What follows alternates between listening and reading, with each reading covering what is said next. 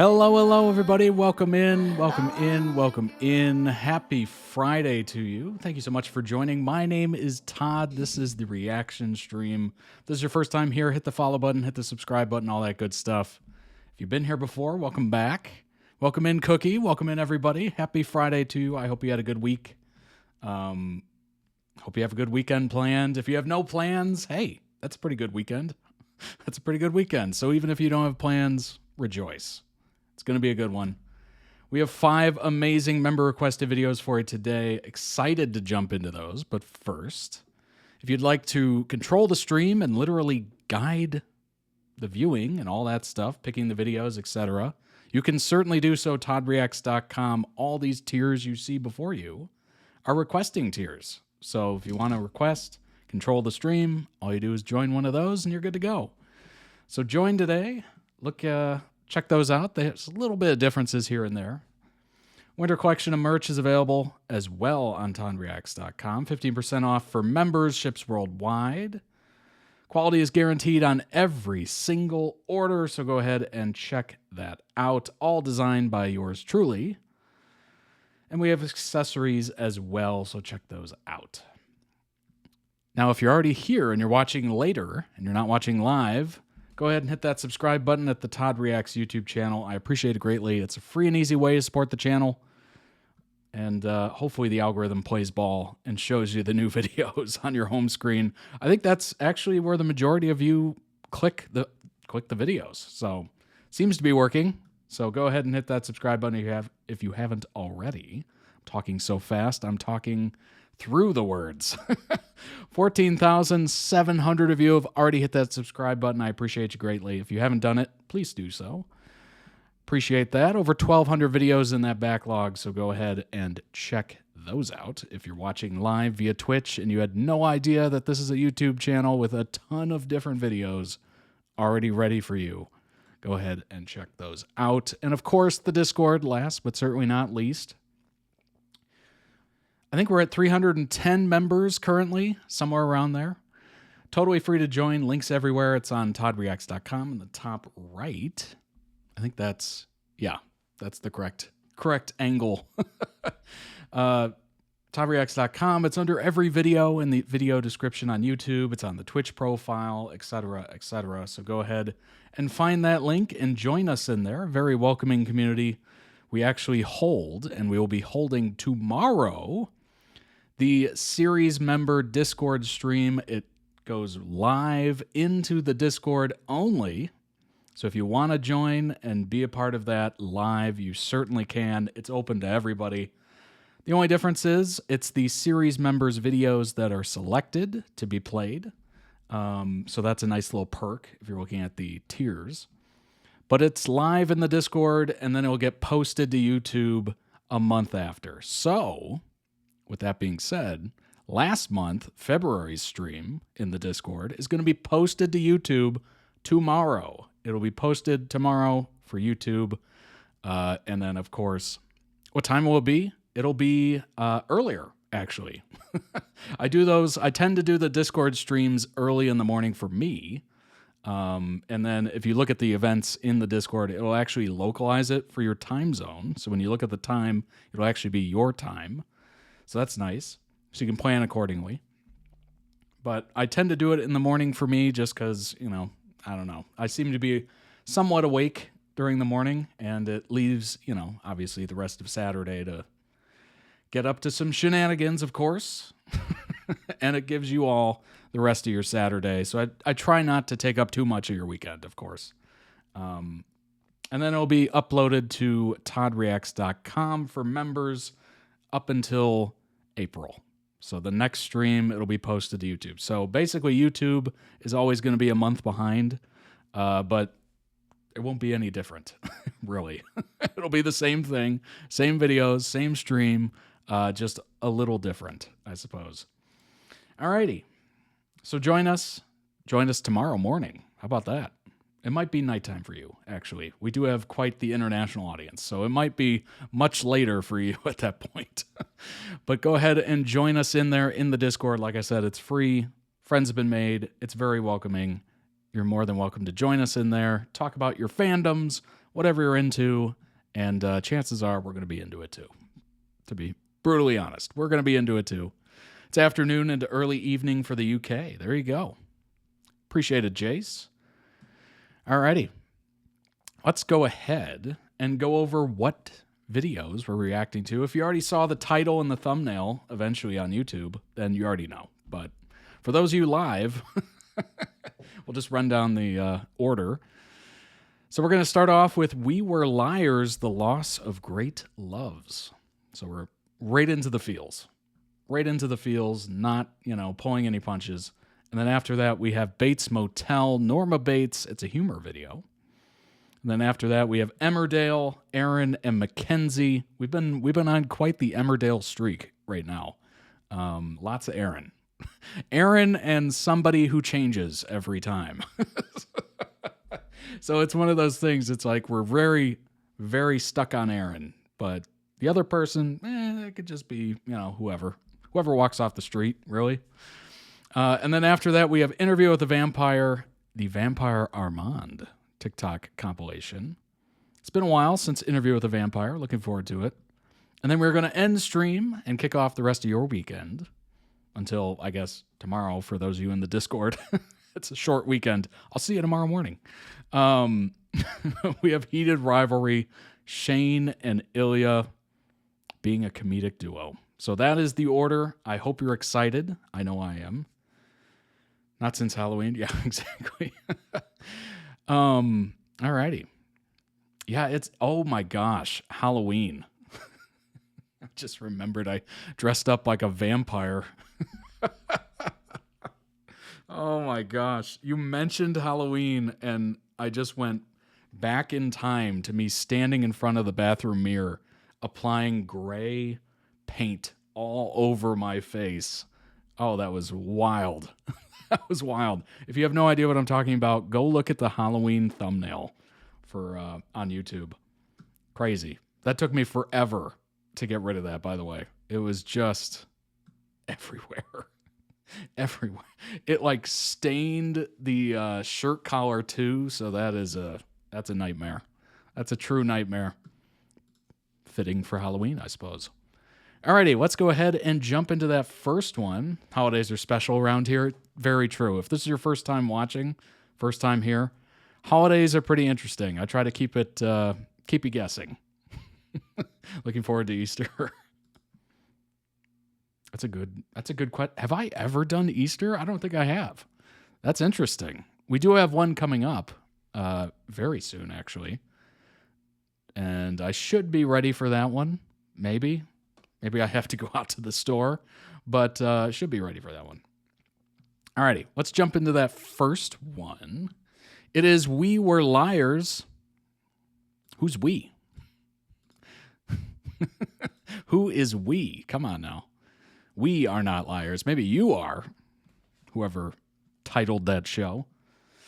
All right, We Were Liars, The Loss of Great Loves. It's a quick one, but we're starting right into the feels. Let's go.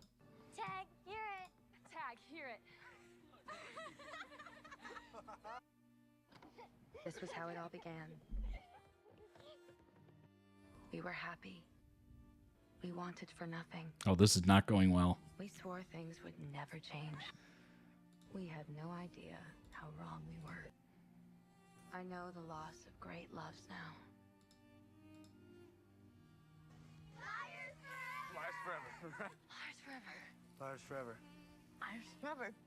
Wildcats forever. No! I need to know. Where were you when they found me on the beach?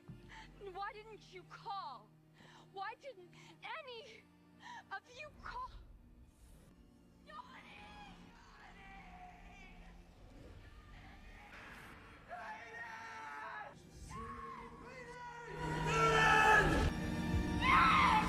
All Boost year that long, audio a little bit. you didn't come to the hospital or call. I thought you were mad at me, but I can't remember what I did wrong.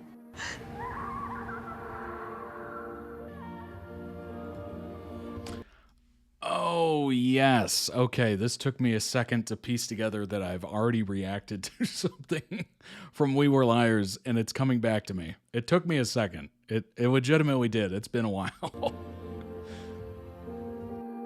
I was like, these people look familiar.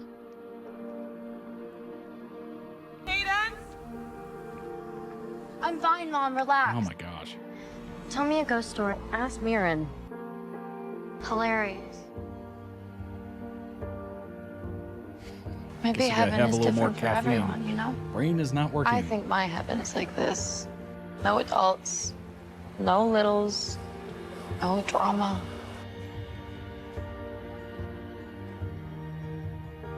Just the four of us here by the ocean in a mythical land where it's always summer. My mind, my body, my soul yearn for that. Yearn for this. I have not experienced this level of vacation in, I don't know. It's been quite a few years. Or holiday, if you say holiday. So we're all on the same page. I have not experienced a holiday like that in I don't know how long. Years, maybe? Oh, gosh. Oh, my gosh. I just had this feeling of like years of work just compounded. Oh, my gosh. Every bit of me was just like, oh, that looks so good. That looks so good. Minus the explosion and the fire and the amnesia. And the screaming and the crying and, you know, I could do without that.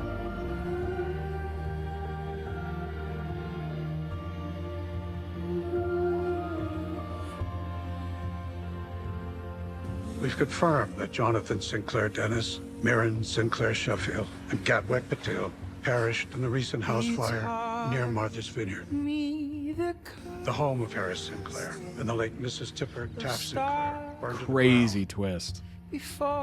Crazy twist. I don't think anyone ever really saw me. Come here. I love you. You legends, I love you. No, no one ever will. Look at me. Why are so Mirren? And I'll see you for the rest of my life.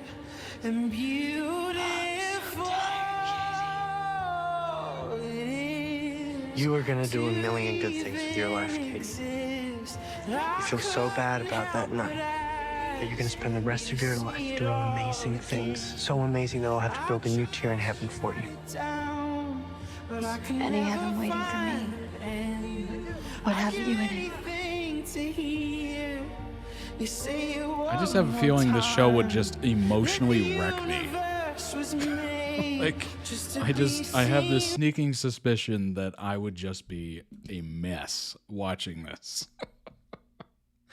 Oh my gosh. Well, maybe not until that twist, right? Until the twist, it's kind of happy-go-lucky, like, what's happening? You know, why isn't anybody telling me about that night? But after the twist, I mean, brutal. I'm feeling it now of like, oh, that would be so rough. And obviously, you know, the mind, we don't really understand much of the mind, I suppose. You know, a lot of the brain is kind of uncharted territory. We know, like, generally what some of the areas are, but a lot of it's still a mystery, and it can play unbelievable tricks on you. And it's just so strange. Brain chemistry, you know, seeing things, hearing things, having false memories. Like, there's so many different things that can happen, and it's just kind of a wonder of the world, if you will. It's kind of mind-blowing, for lack of a better term. Brain can do a lot to protect you from damaging memories, for sure. Indeed it can. It's so strange because we think we're in control of our own brain, right? It's very, Very rarely do we have full control of anything in life, in whatever. But the brain is very interesting. It's an interesting topic. It's an interesting subject. Obviously, I know nothing about it. Young Haymitch in the new movie? Nice. I wore these pants close to my heart also. I love you. From God. I try to write it down, but I can never find the pen. I give anything to hear you say it one more time. That the universe was made just to be seen by my eyes. I feel like my heart is bleeding through my shirt all the time. The shortness of breath, I'll explain the infinite. Forgive me, Gatwick. How rare and beautiful. I will always be a liar. It truly Because liars, you should know, that we are forever. You know what's kind of interesting about this is that I look at that, and of course Dan and Phil pop up. I look at that and I go, there's something beautiful and nostalgic about that. Unless you have some place to go where you don't have a lot of cell signal, it's extremely difficult to unplug for a whole summer. Obviously, we didn't see any cell phones in that. Boyfriend Boss Battle. That is a hilarious title. Obviously, we don't see any cell phones in that entire edit, which is so foreign at this point. I mean, it's always like connected to us, right? So it almost feels amazing. A couple of years ago, I went camping in a very rustic park. Rustic meaning there was like no bathrooms. It was like no running water, no electricity, nothing. They had vaults, which if you've ever experienced a vault, it sticks with you. In fact, if I close my eyes and I take a whiff, I think I can still smell that vault. Oh, gosh. If you've ever experienced one of those, my sympathies to you and your future generations. But it was extremely rustic. It was right on one of the Great Lakes in the U.S. here. It was stunning, stunningly beautiful to watch the sunset over just what looks like an ocean, right? It looks literally the same as an ocean. The water is so crystal clear. You can go out. I literally walked out to my neck and looked down. I could see my feet. That's how clear that water was. That was a beautiful moment, but there was no cell service at all. Did it feel a little dangerous? Did it feel a little weird at this point in time in 2020, whatever it was? Yeah, it felt crazy. It feels weird to not have cell service. But there was something really beautiful about it. And because there was no cell service, I kind of just threw this thing in a bag and said, whatever. And it felt freeing. It was so nostalgic. It reminded me of my childhood when cell phones were kind of sort of not, I mean, yeah, they were around kind of, but not a lot of people had them and they were huge. And it was just not worth having. But yeah, it was very interesting and it felt freeing in a way, frankly. My phone is also a safety device as a disabled person prone to falls and seizures. Can't say if we live alone without it. True. Very true. There are different circumstances where a cell phone is a heck of a thing, obviously, a needed thing, necessity. But if you're able to go without a cell phone and kind of experience that, it is, or maybe you don't have a cell phone, but somebody you're with has a cell phone, kind of the same thing. As long as you're able to have that kind of moment of like realization, like, oh, wow, I am attached to this. I do have this on me 24/7. It's so interesting. I remember begging to have my mom's phone at like 3 years old. 3 years old? What? Oh my gosh. I don't even think I knew what a phone was at that point. But let's see. Did she have a cell phone when I was 3? I don't even think so. Probably not, honestly. I think I was in middle school when my mom got her first mobile phone, and it was rather large. It was rather large. Battery lasted forever on it, which was great. She had like an iPhone 4 or something. Okay.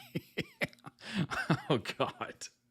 Well, I feel ancient. I don't know about you all. There's babies in the chat, right? There's a video of my mom recording me crying, trying to reach her phone. That's funny. That's really funny. Oh my gosh, I forgot to do this. Link down below in the YouTube video description for the original video. Go throw it some much deserved love. Also check out their channel. I'm sure they have other edits that might interest you. There was a very beautiful edit. Great song choice. It's very emotional, especially with that show. It seems hyper emotional after you realize what the heck is happening. But there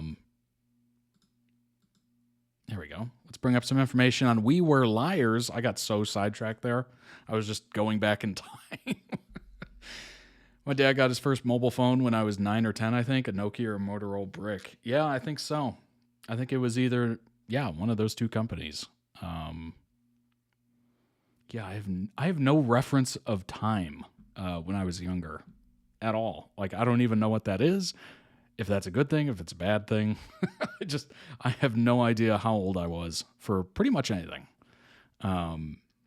First phone I ever got was a Samsung J3. I remember the J3. It's about 9 or 10. Never used it. Oh, I used my mom's phone. I'm sure she loved that. Mine was a flip phone. It was like a LG something, and it had a mirror on the front. It was a piece of garbage is what it was. But back then, I thought it was the coolest thing ever. I was a freshman in high school. I was 13. And that was after a few school events, I guess we'll call them. And my mom was like, well, you guys should have phones. And I was like, okay, whatever. And then I remember texting. This is back when texting used to cost you to send and receive. I had gotten a couple texts from a classmate and never responded. I think I responded once. So 10 cents worth. But the bill was like an extra $2. And my mom freaked. Who are you texting? Why are you texting? It costs 10 cents per text. Oh my gosh. What a time. Now we can literally text videos, photos, hundreds of photos.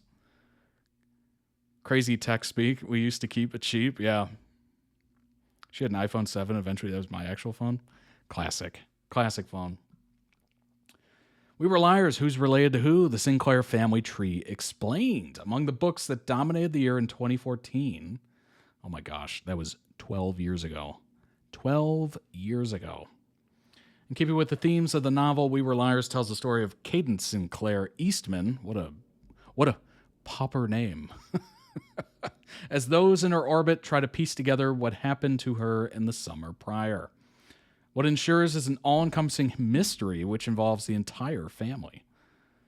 So we got Cadence, of course. Parents are Penny and Sam, no siblings. We got Johnny. Parents are Carrie and William. Sibling is Will. Cousins, Cadence, Mirren, Liberty, and Bonnie. And we got Mirren, of course. Parents, Bess and Brody. What are these names? Cadence, Johnny, and Will are the cousins. Liberty and Bonnie are the siblings. Lives in Cuddletown. I'm sorry, what? What an interesting place to live. Where do you live? Over in Cuddletown, actually. It's beautiful. It's very warm and inviting. We got Gat. Parents are Maya and Unknown. Uncle Ed lives in Redgate. We got Penny Sinclair. Bess and Carrie are the siblings. Cadence is the children or child. We got Bess, of course. Harris and Tipper. Husband Brody. Siblings Carrie and Penny. Children Mirren, Liberty, and Bonnie. Lives in Cuddletown.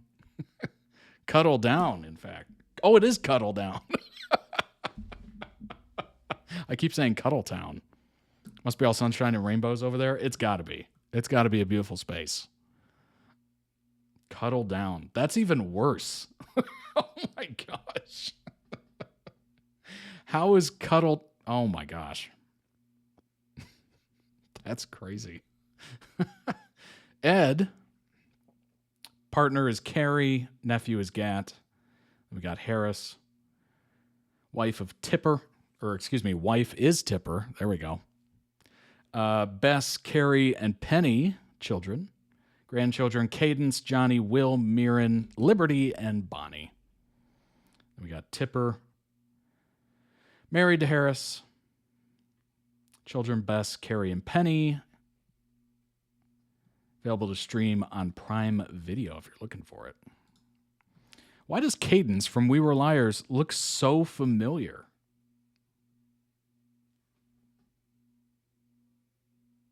Does kind of look familiar. Cuddle Down sounds like an order. Time to cuddle down, people.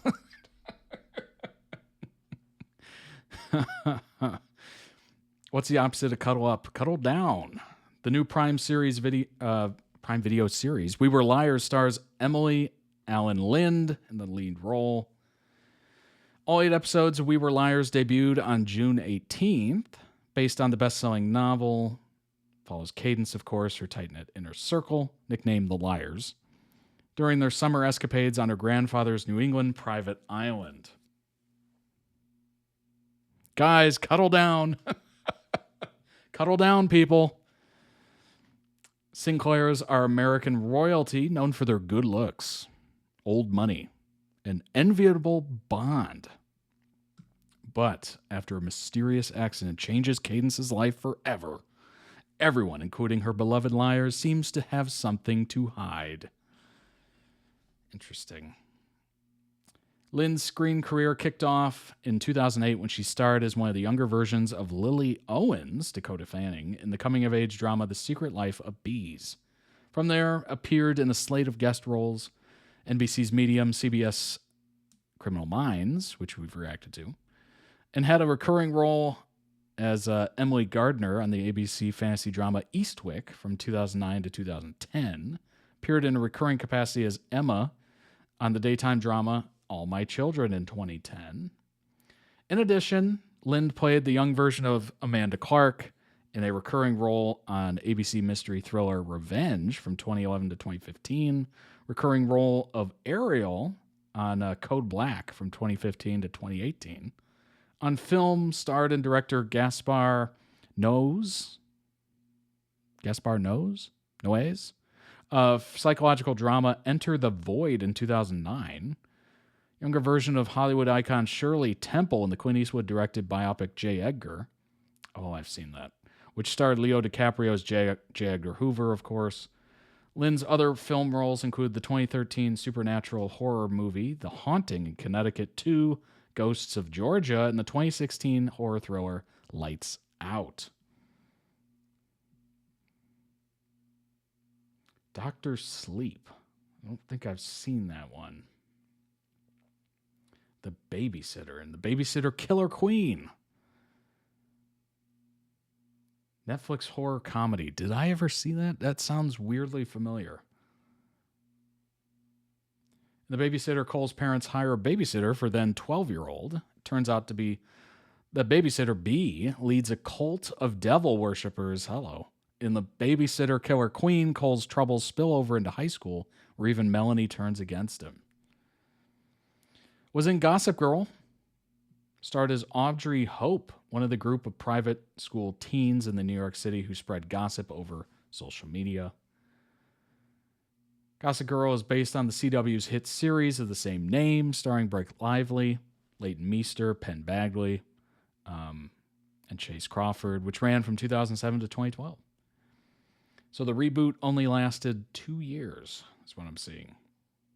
Ghostbusters Frozen Empire. Only in spectral form in the action comedy Ghostbusters Frozen Empire is Ghost Girl Melody, who befriends and shares a complex emotional connection with a 15-year-old McKenna Grace. Okay.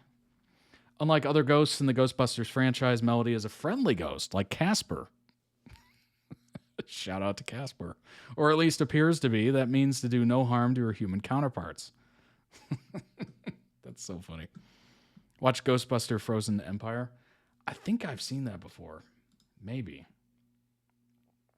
Potentially.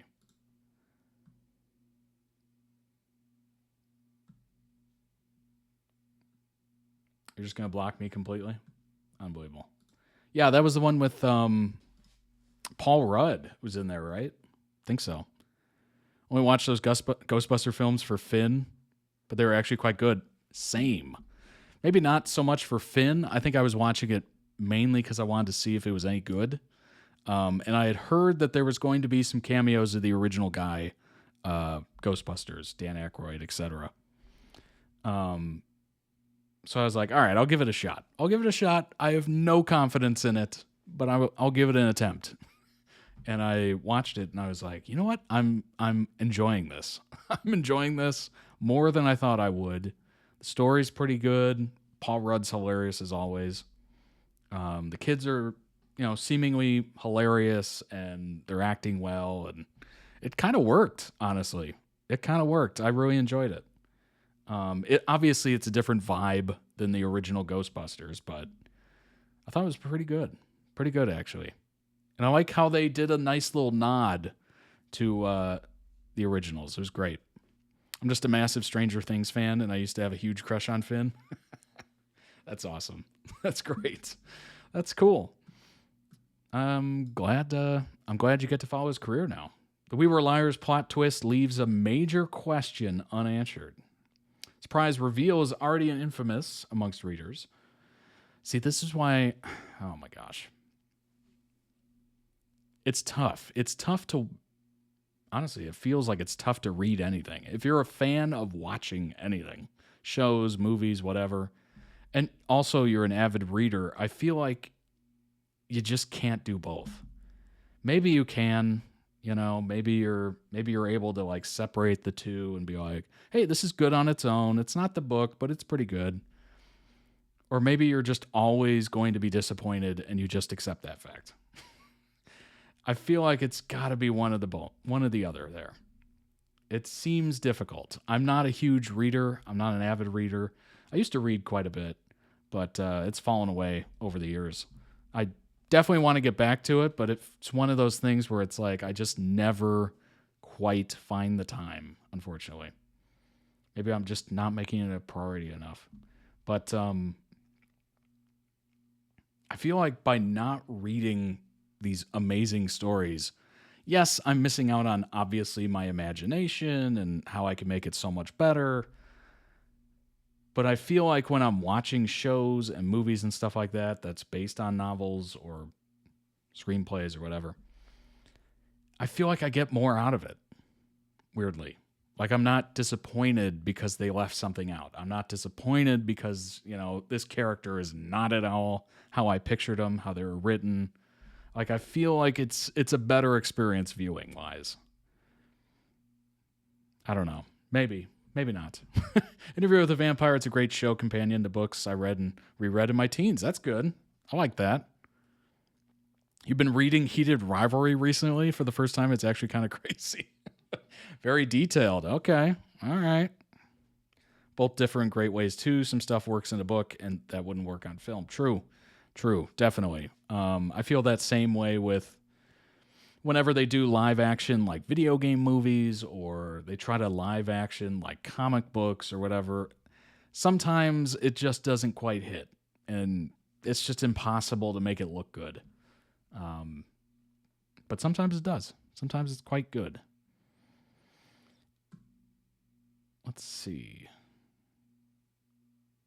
The author of E. Lockhart's 2014 bestseller, We Were Liars, the author mentions The Sixth Sense with Bruce Willis and Haley Joel Osment, I think his name was, as one of the several inspirations for the memory loss the protagonist Cadence Sinclair endures throughout Lockhart's story.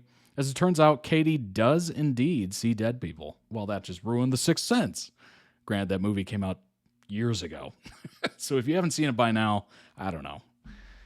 Where were you? You know, probably not born, but where were you? It was such a good time. That was before social media, I think. So when that movie released, it was a beautiful thing because we had this restraint on society where if something big released with a huge twist, everyone did their best to not reveal it. And it was beautiful. I didn't see it when it came out in theaters. Unfortunately, I was a little young. But I saw it on VHS later. And it hadn't been ruined. And it had been months since that movie came out. And nobody ruined it for me. And it was beautiful.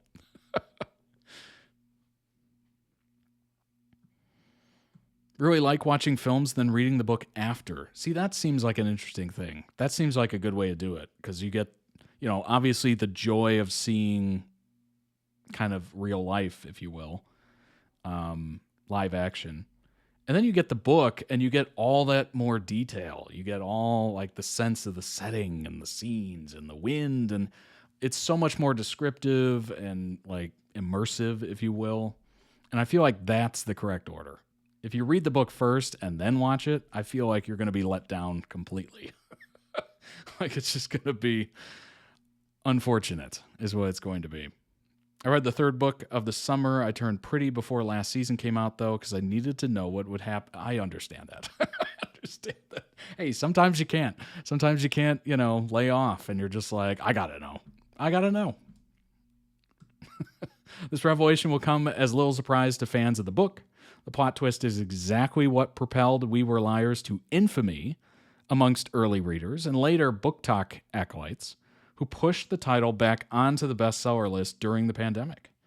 But for those watching the new Prime Video adaptation without the context, the finale is likely to land much harder.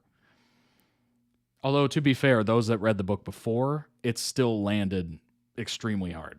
So that didn't change. Yeah, so obviously if you're watching the show after you already read the book, it's not going to land at all. Maybe a little. Episode 10 to My Friends Are Lying in the Sun at last pulls the curtains away. To reveal a horrible truth, there's a simple reason the other liars, Gat, Johnny, and Mirren, didn't call Cadence for months after the events of so-called Summer 16. They weren't alive to do so. Spoilers. Kidding. It's already been spoiled. What happened to the liars during Summer 16? Short answer, as Johnny later puts it, the liars really didn't know how to do arson. Oh, that's so dark and hilarious. Long answer, by the end of Summer 16 timeline, the liars have uncovered enough secrets, backstabs, and betrayals to convince them they can no longer willingly participate in the family legacy. They decide they want to make a statement. They want to prove the obsession of it with inheritance is fickle, cruel, unjustified. They want to literally burn the empire down. Burn it all down. They decide to set Claremont, the main house on Beechwood Island, ablaze. It's worth mentioning that they're a tad drunk when they hatch up this plan. Oh boy. As they wipe the wood floors with gasoline and craft Molotov cocktails on the gleaming marble countertops, they spread out across the property. Gat takes up his position at the boat station. Mirren turns her mother's bedroom into a tinderbox, while Johnny tackles the attic. See, that is terrible planning. Why would you be in the attic? If you're going to set the whole thing on fire, why would you be in the attic? That takes forever to get out of. That's crazy. The attic is literally a tinderbox. At midnight, they strike up their matches, but both Johnny and Mirren get distracted, Johnny by a picture of their grandfather, Harris, and Mirren by a painting in her mother's bedroom. By the time they attempt to rush out of their respective rooms, the smoke has become too thick for them to see where they're going. Meanwhile, Katie successfully escapes the house, only to go charging back when she hears her family's golden retrievers whining from inside. Oh, good grief. Oh, boy. You're losing me. You're losing me. The liars have forgotten that Katie's mother locked the dogs in Claremont to keep them calm during the evening's planned fireworks. By the time Katie reaches the Goldens, everything around her is burning. Falling wooden beam smacks her across the head, likely causing the injury that will trigger her memory loss. And she can only listen to the dogs cry as they succumb to the smoke. Okay, I'm done.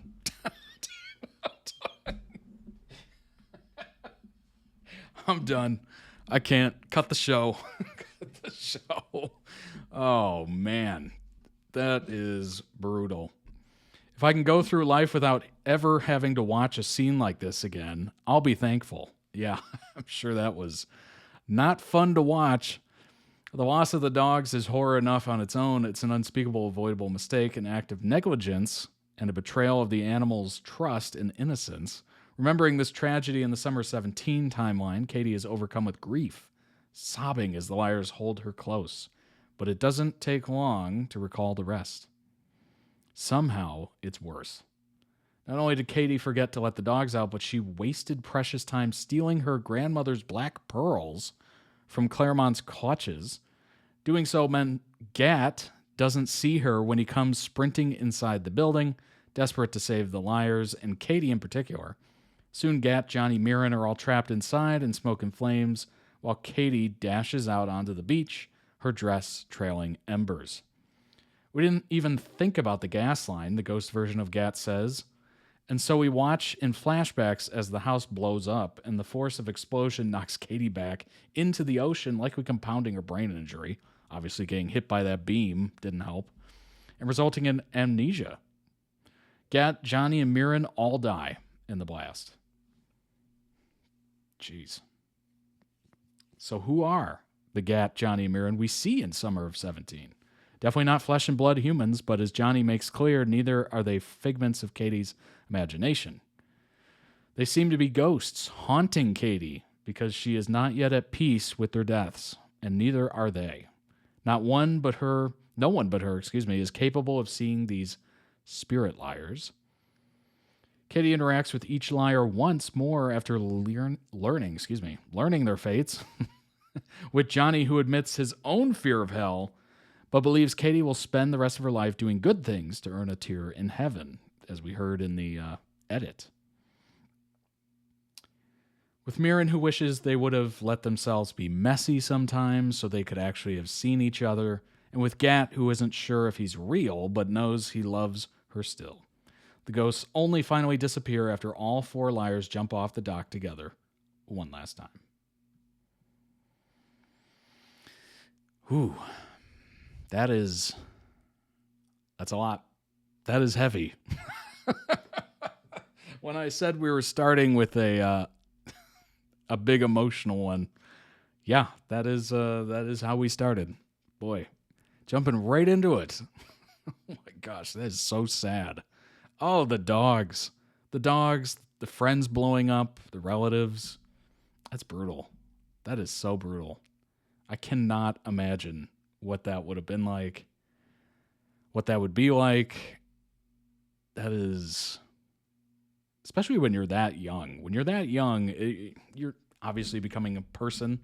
You are technically a person, but you're becoming more of a person, right? You're becoming an adult, which solidifies kind of your personality for the most part.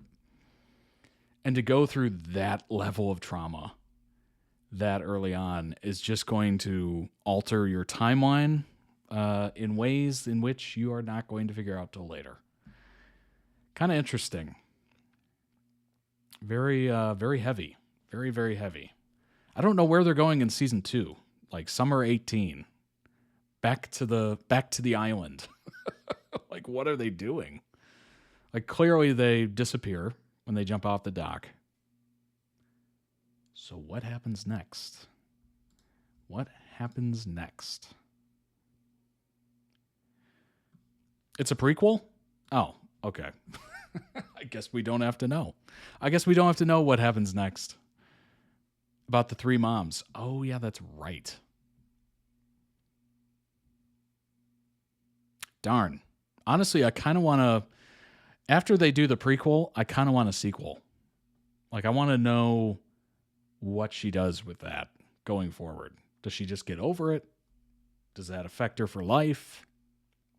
What does her life turn into?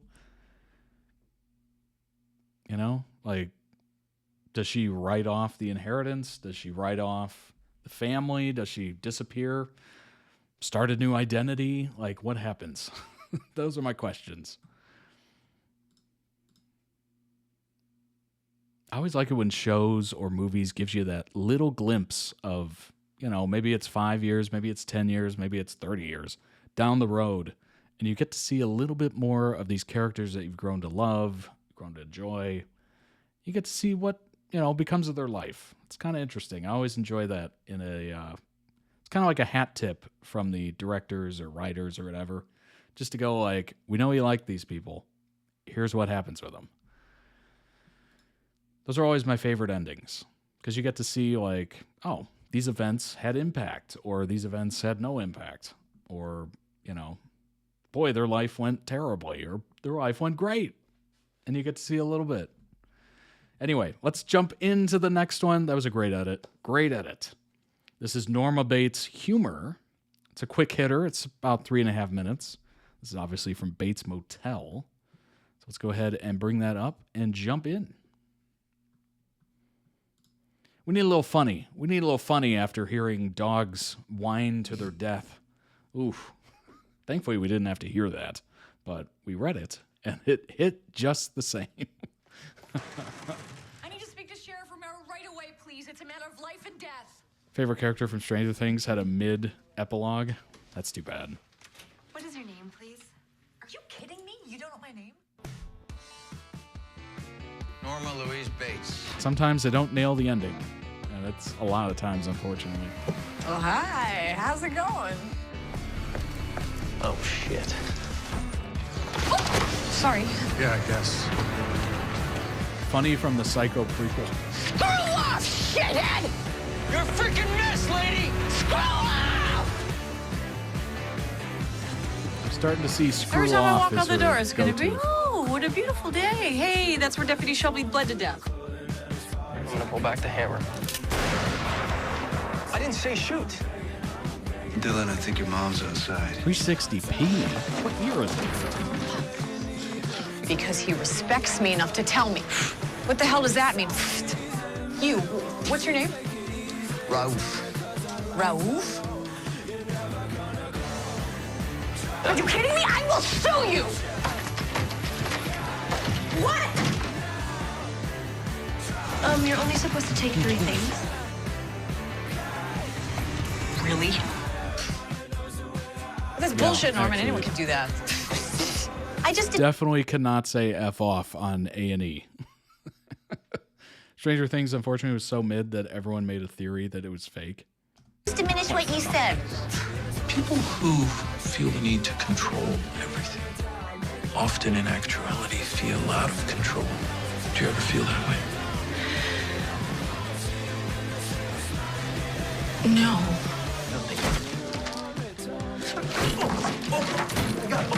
Kind of reminds me of the Lost finale. Chill.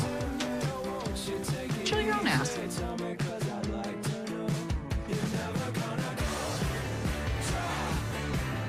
Who is gonna book a room in the rape/murder motel? If I'm so damn... Okay, that kind of got me. Nobody's going to book a room in that motel. I'm scared. Get the hell out of my car! In the Grape Murder Hotel. I feel completely in control of everything in my life. Dylan, get over here! Norman!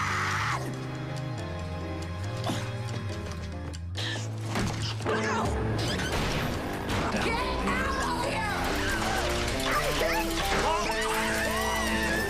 No one pushes me around. I control my own life. I'm in total control of my own life. Well, maybe you better just stay there the rest of the night then! I have a lot going on. I have a lot to deal with, but I do not feel powerless. Ever.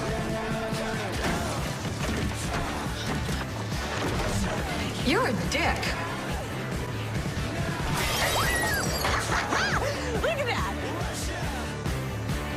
Yes, I just called you a dick because that's what you are.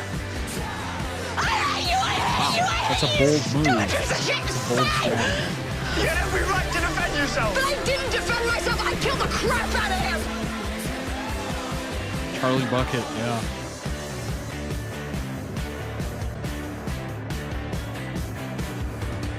Welcome to the world, ladies. There are axe murders and horse stuffed under every rug, so your kids better read up on it and get educated because that's what life is. It's a cesspool you claw and scratch and fight to swim out of, but you never get to the top. Like, why do crazy people keep gravitating towards me?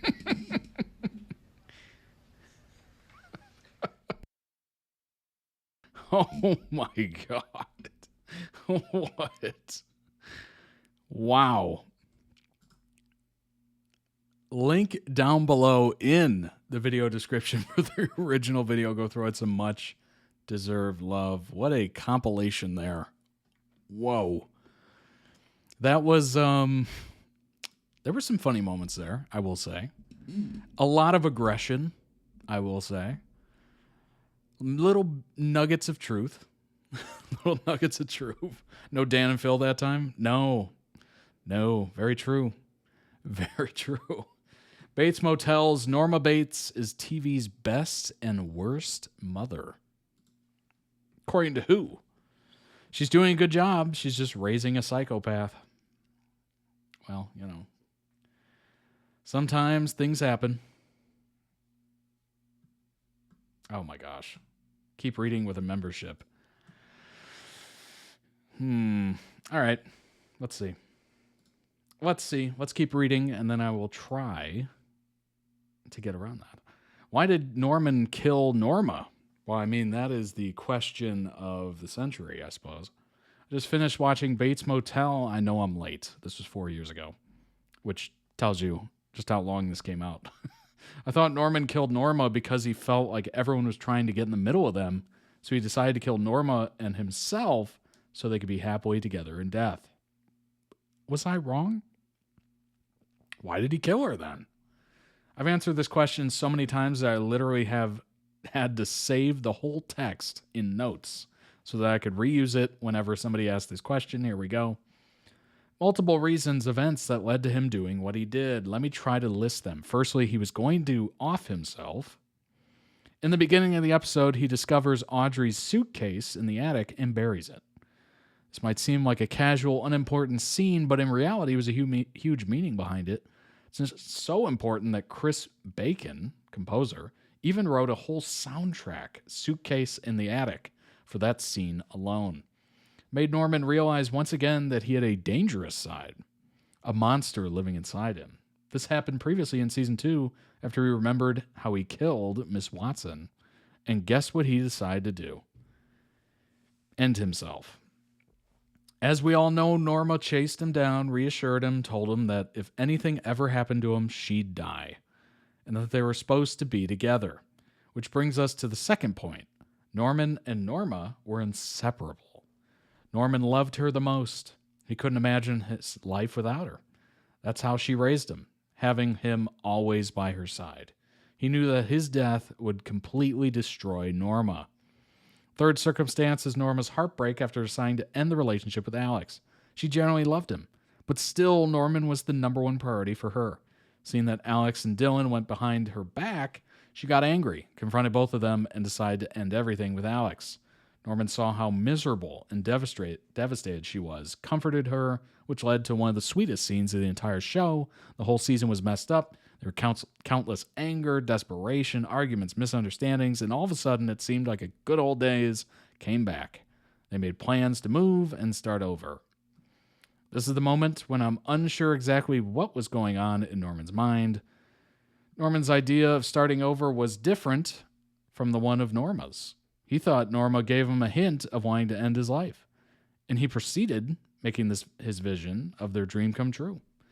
B, so that was A, this is B, he didn't misinterpret Norma's words, he knew exactly what she meant, but considering the entire situation, he knew that they'd never truly be happy and decided to end it here. Norma was asleep, full of hope, joy. He, on the other hand, wanted to kill the monster inside him and wanted to do it without hurting Norma. without destroying her, which would eventually lead to her ending herself. Remember her words from season 2, episode 10, if you end yourself, I'll be one step after. Taking her with him to whatever was waiting for them after death in the afterlife seemed the best option. Personally, I think that B is more likely to be the case, but either way, Norman by no means wanted to hurt Norma. He by no means was jealous of Romero. He didn't even care about him anymore. His decision was not selfish. His decision was motivated by the enormous love he had for her, and it was indeed an action of love. Yikes. The suitcase in the attic thing is half right. Norman at this point is still fully aware of Mother's presence, so he takes the suitcase to be one of two possibilities. He killed someone, therefore he is a murderer. Number 2, Norma killed someone, and therefore his mother is a murderer. And he comes to the conclusion that no matter what, there won't be a happy ending for either of them, where they both will be able to live together forever. Somebody...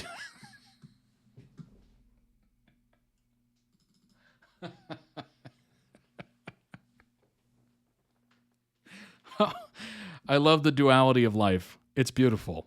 You have that big, massive paragraph, really thought out. Here's some ideas. Here's my thoughts. And then you have one sentence, 4 words, because he was crazy, period.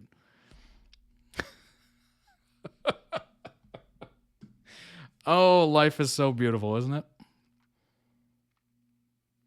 That is so great. I love it. Straight to the point. Yep. Because he's a wacko. But seriously, what you said is pretty much why. Hey, life is short, right? Get to the point. Get to the point. In Bates Motel, what is Norma's biggest mistake in raising Norman that causes him to have this problem? While Dylan does not. I feel like the show is portraying her as too normal, sane, good mother, so that the link between her behavior and Norman's murderous insanity becomes implausible. Also, Dylan is part of the same family, but mentally normal, other than being a criminal. So what did she do in the show that caused Norman's mental illness? There we go. Is there going to be a one-sentence answer after this? Maybe. I don't think she's so much a good mother, quote unquote, as she is more underhanded than the movie book versions. The list of things she's doing wrong is way too long. The way I think Norma's narcissistic, Dylan is the scapegoat child, and Norman is the golden child. And the golden child tends to have it worse than the scapegoat. He got the opportunity to escape, more or less, that toxic environment and see the outside world and its rules. She raised Norman to be her other half, literally. She also makes small choices every day that push him towards craziness. She didn't get Norman help on time, or ever. Sabotaged efforts to get Norman help, etc. Another example, between episode 8 of season 2, when Norma went and had intimacy with another guy with the express intent of making Norman jealous. Yikes. Yikes, I just read that. Spiting him. And then he got kidnapped. Well, that is a heck of a tragic event there. And this last episode, season 3, episode 7, it's been a couple months at most in the Bates Motel universe. Norman's gone through more trauma in that period of time than many of us will ever go through in our entire lives. What has Norma done then this time? Pile more trauma on top of it. Yikes. He spends 2 days in a box underground, then he tries to end himself, and she convinces him to take a lie detector test. Anybody see anything wrong with that? Literally the day after Norman tried to off himself and saw Annika's dead body, she went all secrety with Dylan and stuff.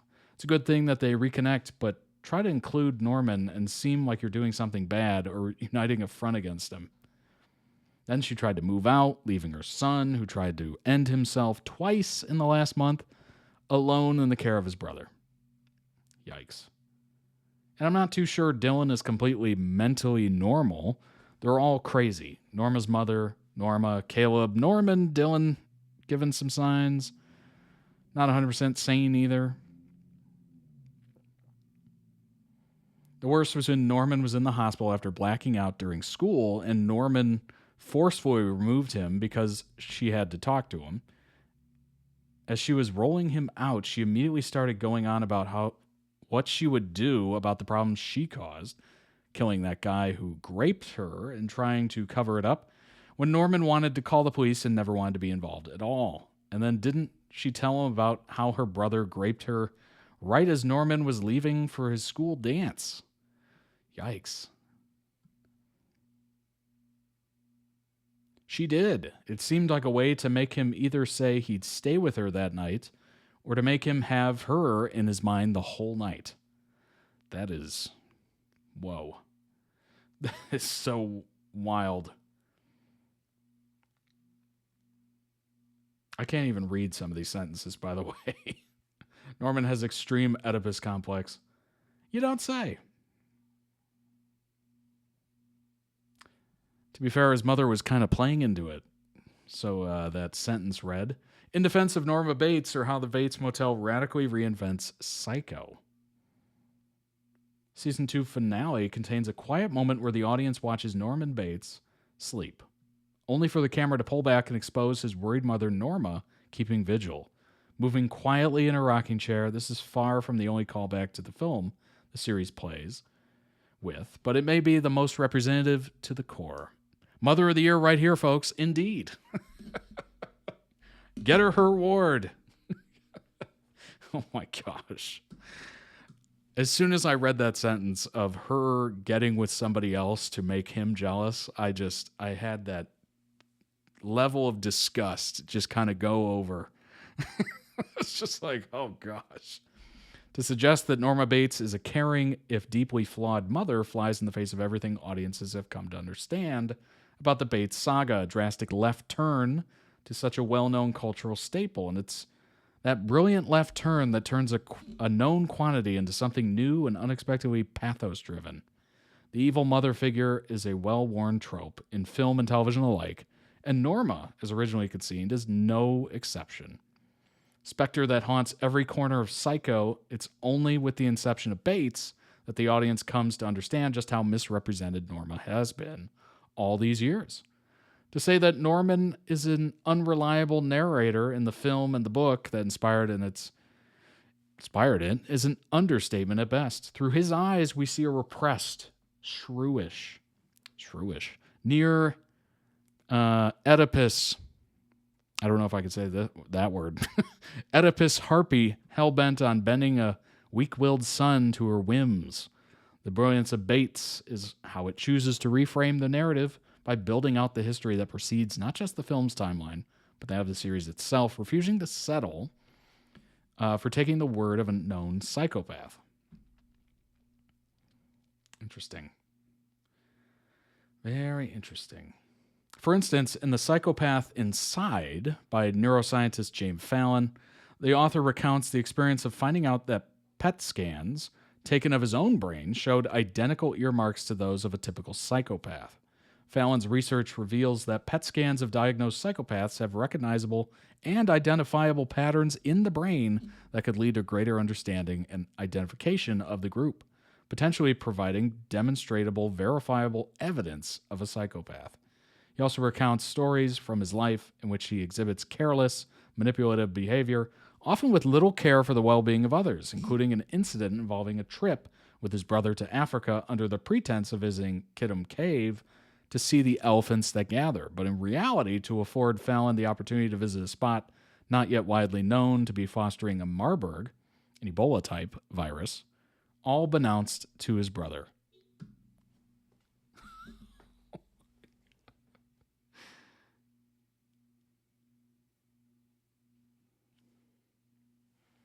While never blatantly malicious, Fallon recognizes how troubling such choices were for those around him, even while admitting he's not much bothered by their feelings. He categorizes himself first as a pro-social psychopath, and then as a lucky psychopath. Lucky that he was raised in a positive, nurturing family with two parents who took care of to create a safe environment for him to thrive. Then that would make Norman an unlucky Unlucky psychopath, and kind of unlikey as well. But the whole of the blame for such an upbringing can hardly be placed solely on Norma. This is best evidenced in the film by that slightly excruciating scene near the end, in which the psychiatrist explains just how Norman's psychotic break was due to entirely to an overbearing mother. Norma is by no means a perfect parent. No, come on. Give her some slack. Given as she is too intense, overreaction and histrionics, but given her own personal history of, as spelled out by the series, this kind of behavior is understandable, if not acceptable.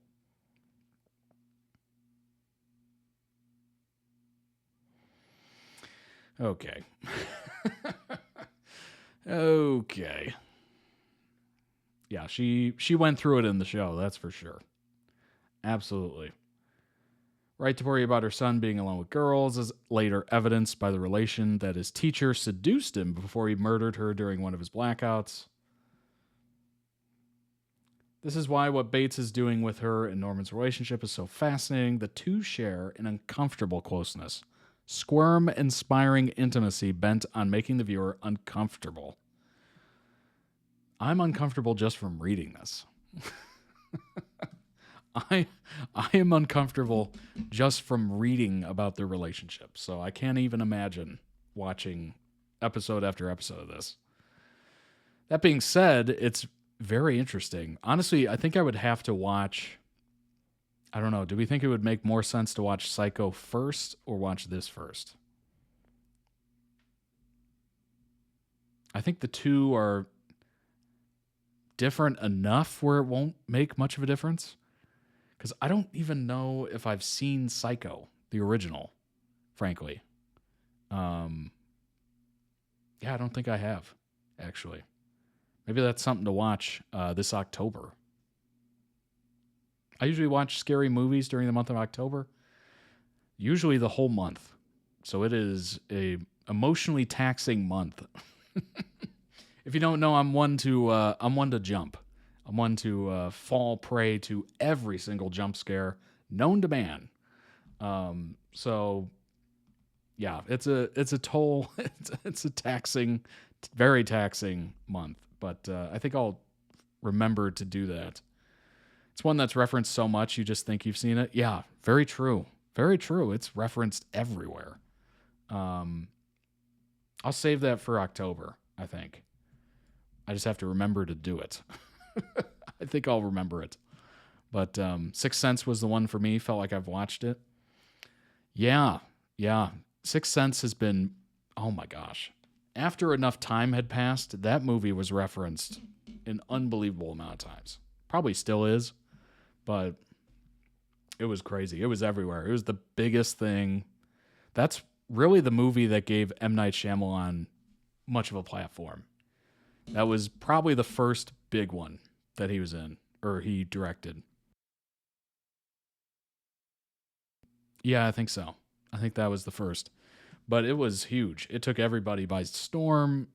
The twist at the end just killed everybody. Everybody was just like, whoa. Beautifully done. Beautifully done. And of course, they reveal at the end that, there were signs. Another M. Night Shyamalan movie. There were signs that throughout the movie that we should have seen if you were paying attention enough. But nobody ever is. All right, let's jump into the next one. From Oedipus complex to normal romance. This is from Emmerdale. It's Aaron and Mackenzie, Someone to Stay. Oh, friendship. Oh, it's friendship. Appreciate it, Avon. Beautiful friendship as opposed to the Oedipus complex we were just in, unfortunately. They aren't romance, they're besties. Good. I love that. Love that for Aaron. Let's go ahead and jump into this. Before you spoil your little bromance. Bromance? Okay, sorry. Beautiful friendship. This could be the start of a beautiful friendship. You were alone. Now I don't have a life without her anymore. No, you do have a life, mate. You just need to realise it. You can talk to me. Do you want to talk about it? John's bad news, and Aaron needs to be careful. Mackenzie could have been seriously hurt. Did you just say something? Mackenzie, come on, let's just go. What happened? You alright? Are you all right? You okay? Yeah, I'm fine. But you don't think the people who know you best, they'll be able to see through that act? Want to make sure that you're okay? I can't let him. It's that rage that you've got in you, I've got it in me too. You get me, Aaron. You know you do. You know what? It's not just prison that I don't like, actually, it's you as well. Aaron! Aaron! I heard him. He was shouting my name. Last thing you need right now is me moaning. Well, I'd be more worried if you weren't. Just tell me where Mackenzie is.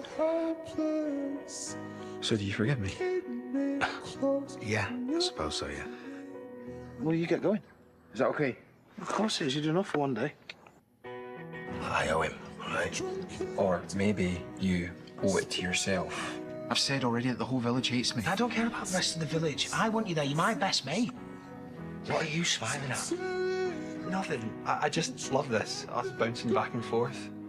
But I didn't know you were an idiot. Yes, you did, Aaron. You knew that I'm an idiot. We're like a little dynamic duo. You're on my team. Got myself back on that dating app, and this guy called Jeffrey Dahmer. All right, traitor. We'll be getting jealous and what you get like. Come on, stop being boring, you big boring baby boy, boring. Aaron, stop it. I really miss your cute little smile. Do you know anything or not? I know you've not smiled yet. Will you just shut up and do the right thing for once? You're really cute when you're hungry. Is this our first date? Dream on. It's only so far low on my standards. Have you got some kind of death wish? You just chill out. So just chill out. We got away with it, didn't we? Hey, come on.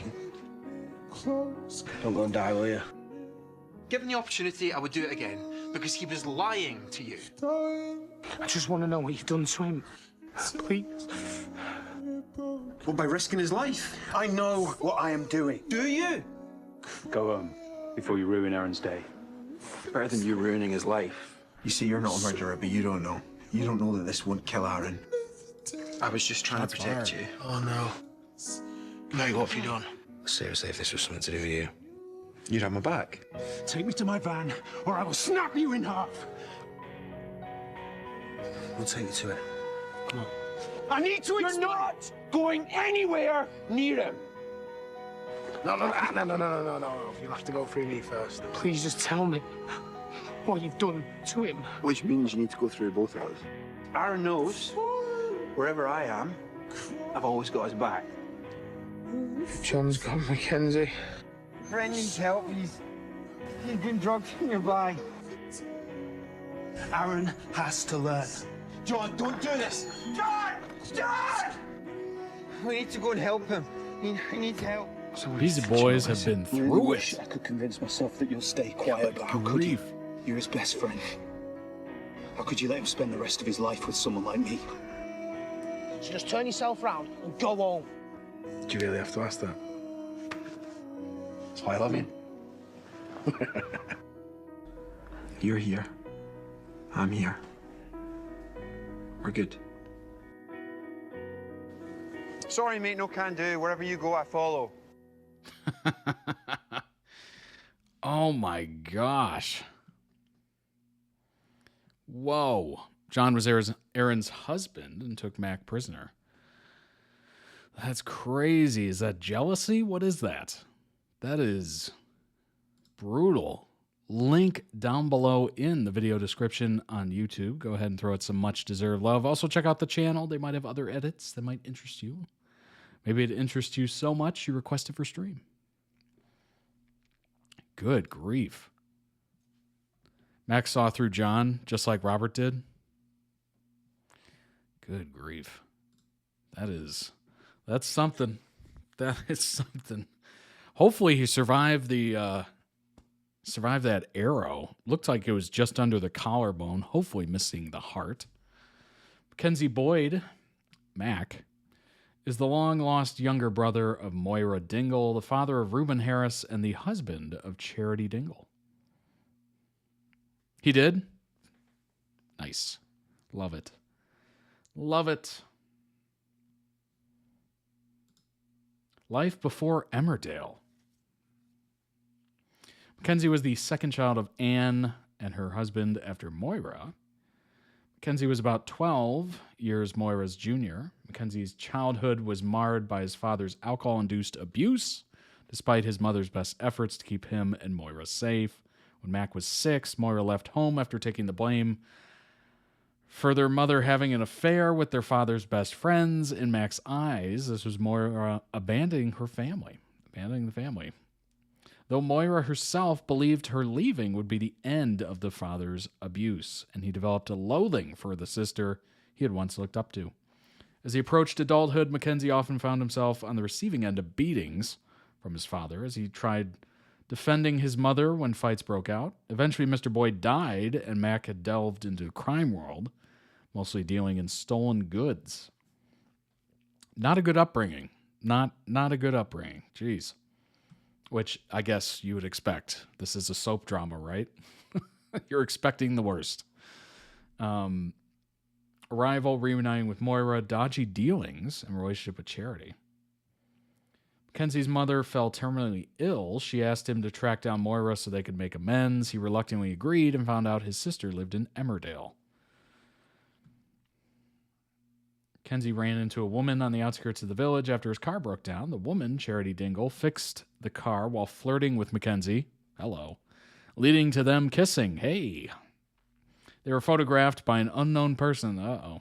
Later revealed to be Tracy Metcalf, who subsequently handed the photos to her sister, who was also Charity's fiance. Oh, no.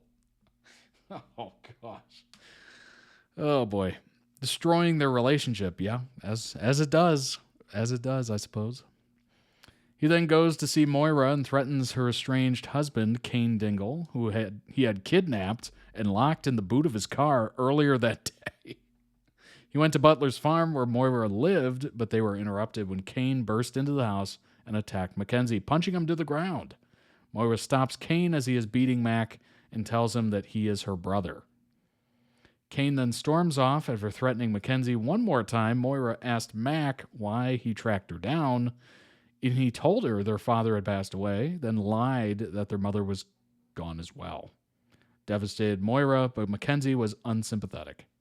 Convinced to stay the night, and next day Moira tells him the truth about what happened and that their mother asked Moira to never come back. Mackenzie initially dismissed Moira's story and accused her of lying to protect herself, but soon came to see that she had no reason to lie. Mac then went home for a few days to be by his mother's side as she passed away. They love putting people in boots of cars on Emmerdale. Honestly, it's a pretty good hiding spot, or a storage spot if you're looking to store something. Humans, golf bag, groceries. He soon returned and befriended Jamie Tate as they were both enemies of Kane. Jamie's mother, Kim, then rented the home farm lodge to Mackenzie as he decided to stay in the village. Charity is shocked to see Mackenzie in the village, and even more so when she discovers that he is Moira's brother. Mackenzie is soon revealed to be involved in the handling of stolen items and helps Aaron with a few of his jobs, resulting in the two becoming friends. There you go. On December 28th, Charity asks for Aaron's help robbing a lorry and is unhappy when he brings Mackenzie along. He flirts with her throughout the job. And they end up getting it on, being intimate, in the back of the van. Wow. Robbed it, desecrated it. After which Charity tells him it meant nothing and leaves. Aaron later confronts Mackenzie about him changing the plan and abandoning him to do his own job, if you will. But Mac is unbothered by his anger. Aaron then warns him to stay away from him.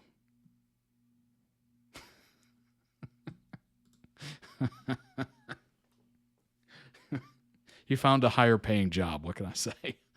Mac makes a play to reunite Aaron and Robert in new Emmerdale spoiler video, but chilling scenes follow.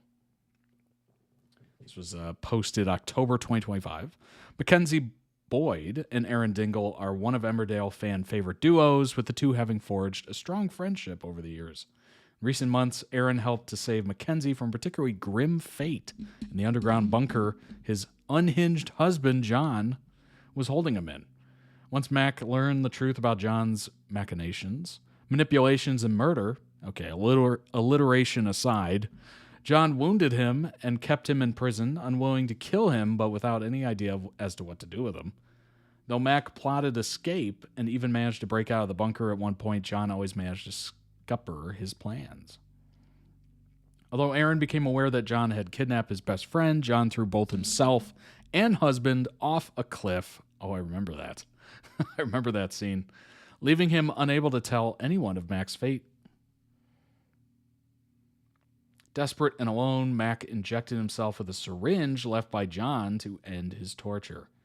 Though Aaron woke up and told everyone what had happened, they found the bunker empty as guilty John dropped Mac at the hospital before fleeing as his conscience got the better of him. Though both Aaron and Mac, I wanted to put their names together, were deeply traumatized by their idea, their friendship remains stronger than ever. Next week sees Mac step up for Aaron, who's suffering upon learning of the relationship between his ex-husband, Robert, and his now prison hubby, Kev. His new prison hubby. Oh, that is a terrible love triangle. Good grief. Though Aaron and Robert had seemingly rekindled things, the emergence of Kev, who Robert married for protection inside, with an eye resting on an enormous inheritance, has blown them apart. That's one way to put it.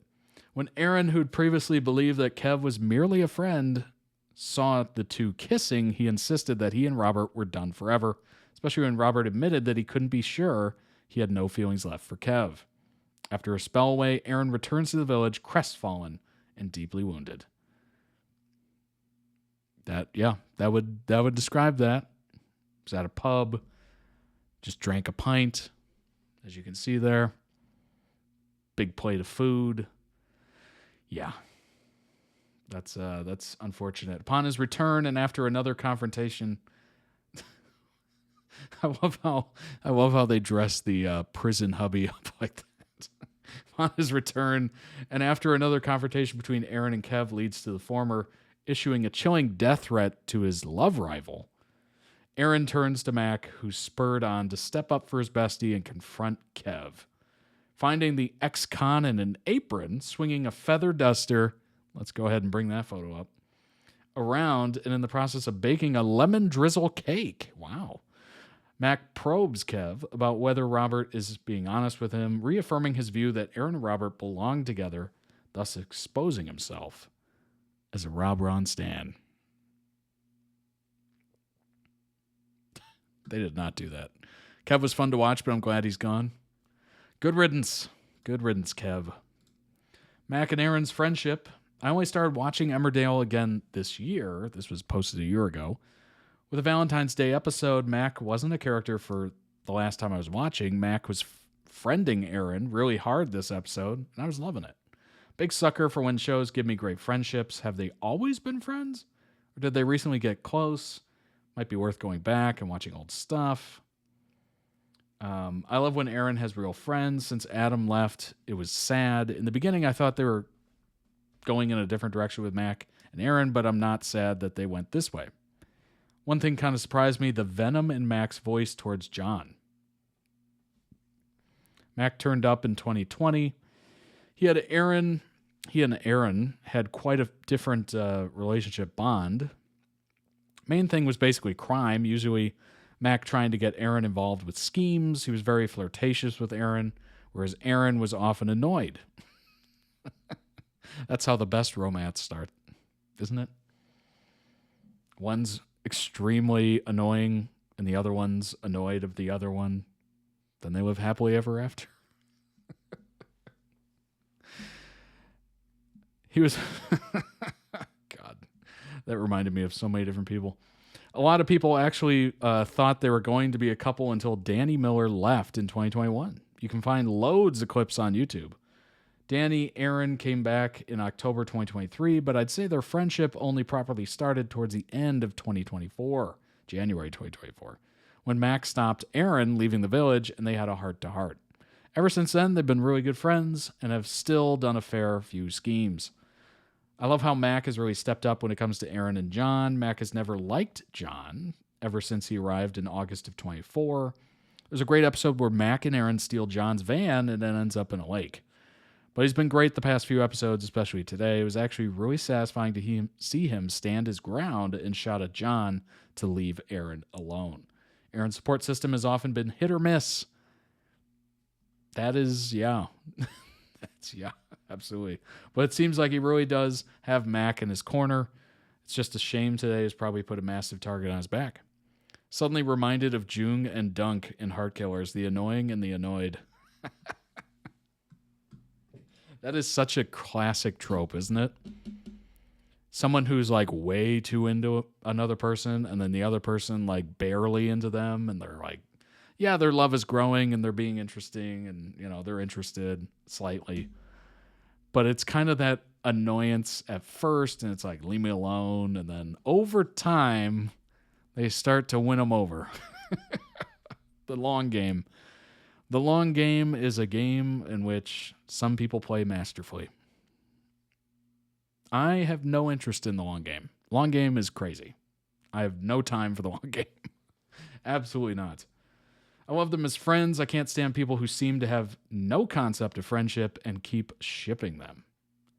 Well, hey, if there's one thing I have learned in this entirety of this channel is that shippers will ship. As long as there's water, there will be ships shipping. That is a fact. If there's shows, if there's people, if there's potential couples, they will be shipped. 100%. So, you know, it might be annoying sometimes, you know. It might be off-putting, but it is what it is. That is internet culture. That is being part of a fandom. People you see as friends, people you see as, you know, nothing, will be shipped. Even though there will be ships that will make you question sanity. There will be ships that will make you question other people. There will be ships that will confuse you, leave you lost, leave you thinking, I don't even want to watch this show anymore. But you know what? That's just part of life. Part of life. That is part of the internet. You signed up for it. No takebacks. Mac literally put his life on the line multiple times for Aaron. That's nice. That's nice. That's a ride or die. That is a ride or die right there.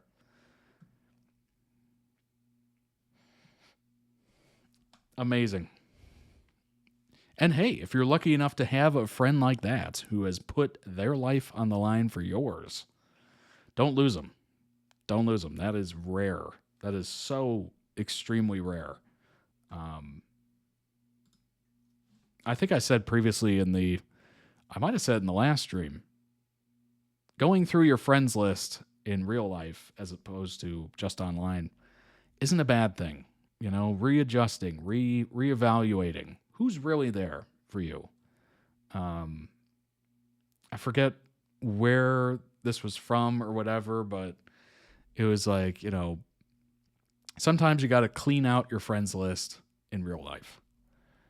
And, you know, people that were all in, you know, all there for you in the beginning, maybe not so much anymore. It happens, right? It's life. We're adults. Yeah. I mean, people have different priorities. One thing you'll learn if you're still in school, one thing you'll learn is that as soon as graduation happens, people go their different ways. Like people just bounce. I was one of those people. I will admit I was one of those people. I did not keep in contact with anybody at all. And frankly, it was due to the fact that I was moving very far away, like extremely far away. And I knew I was. So yeah, I was one of those people. I can admit it. And honestly, I've just been kind of a rolling stone to take the words from Bob Dylan. I've been kind of a Rolling Stone for, I don't know, last couple decades of my life. So, I don't know. I don't have super deep friendships. And I haven't since probably the first time I ever moved. Because at that point, I kind of got awoken to the fact that, oh, you can just go anywhere. Like, you don't have to stay anywhere. Like, roots are cool, obviously. And you always can, quote unquote, go home, but you can't go home. You know what I mean? You can go to the area, but you can't go home. You can literally move wherever you want. And once you get a job, once you start earning money, you can literally move. If you have, the desire and et cetera. And maybe you have a little extra money that you've saved, you can literally move. It's very interesting. Life is what you make it. A lot of people don't move, is what I learned, which is interesting. And honestly, growing up, I never even thought about it. That's the crazy part. I literally never even thought about moving at all. And it was just kind of one of those things. It got sprung up on me. My dad was being moved to a different location for his job, which was very far away. And all of a sudden, that was life. And that Band-Aid kind of, that, cover, that blindfold kind of got ripped off. I was like, oh, you could go anywhere. We don't have to be tied anywhere. And that kind of became like my interest. I was just like, oh, I've been here for 5 years. I think that's a little too long. I've been in my current location for 10 years coming up. And I'm starting to get that itch. I'm starting to get it. I don't know what I'm going to do with it, but I'm starting to get it again. Mac literally put his life on the line multiple times. I've definitely found getting that diagnosis last year made people vanish. That is very true. That is extremely true. Yeah, when my dad had that diagnosis, when they were just basically newlyweds, I think they had been married for like 2 years. Yeah, a lot of people vanished. They said a lot of their friends just whoosh, took off completely. Totally showed the real friends from the fair weather ones. Indeed. You will find out very quickly. Medical diagnosis, life-changing events. Like, I would even put in graduation from school. Everybody goes to their own school, university or whatever, or maybe you go to a different high school kind of things. Like, that can split people up as well. Families move. What else? I have no idea if this is true, but I would assume I can kind of guess. I've never been in this situation, but I can guess. If you're married and you have married friends with your spouse or whatever, and then you divorce, I'm assuming you lose some friends in that process too. Like, they're used to hanging out with both of you, and if it's just one of you, it becomes awkward, and then they just kind of disappear. So I'm assuming there's quite a few scenarios where that's just true. People take off,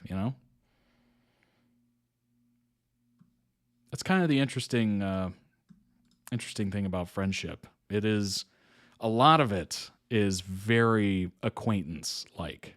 It's masquerading as best friends or friends, but it's really just acquaintances.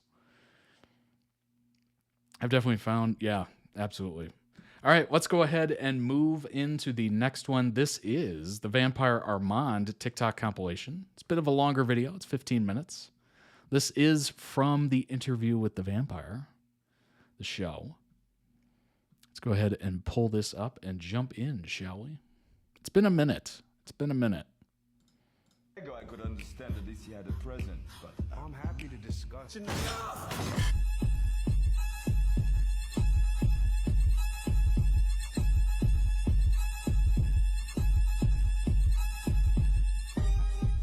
The donation was, what is the modern word for it? In kind. This is Emmerdale. I'm Austin, Mickey.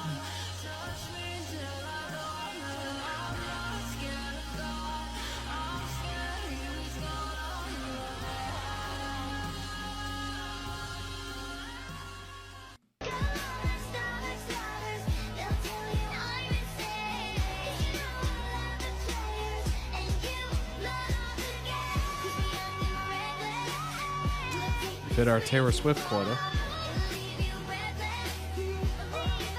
Same person, many names. Favorite chaos gremlin. And I'll write your name.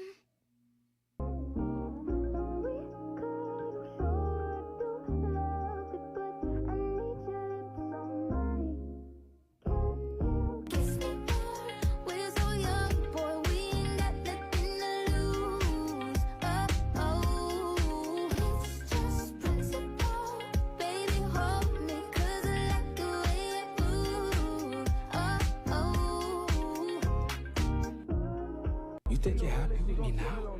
Can you imagine me without the burden of her? You know what? Hell yeah.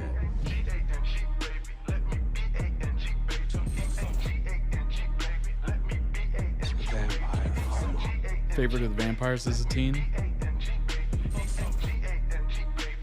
My favorite of the vampires as a teen was probably Edward. What is it? Meaningless. They aged him up a little for the show. Meaningless.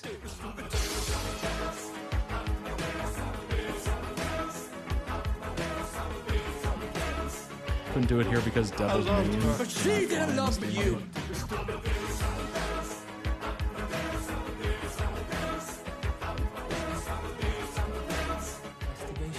On my knees in a second. He loved it not because it looked like a gentle, thoughtful young man, but because it was ghastly and awful and loathsome and beautiful all at the same time.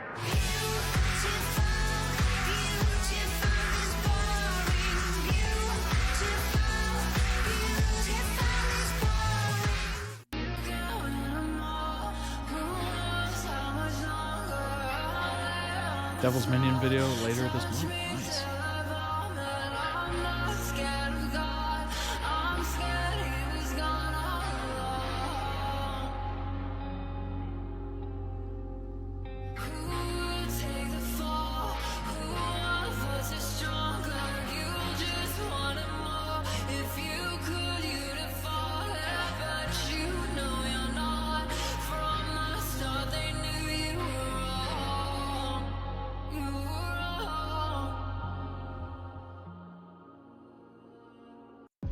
I'm the quiet you've been longing for.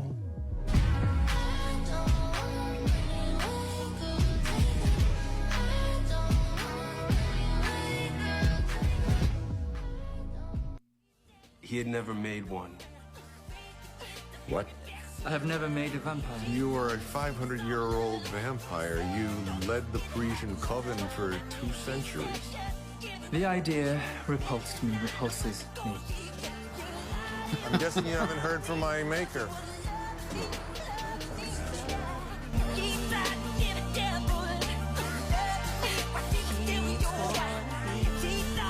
Interesting.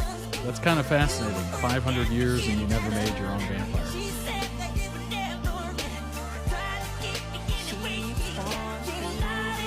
Oh, Daniel being played by a 7-year-old man, having the book age on 17 wouldn't fly. Yeah, that'd be a little risque, I would say, putting it mildly. On my knees in a second.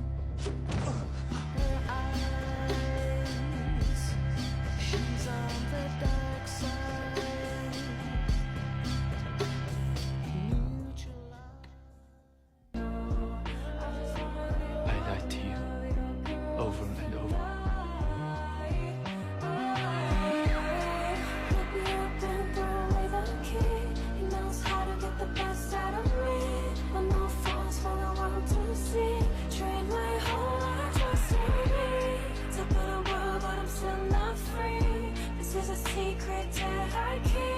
Until it's gone, I can never find peace. Waste my whole life just to be.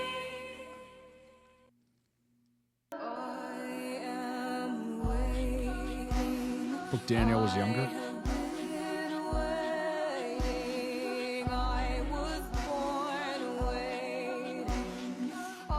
That kind of makes sense, honestly.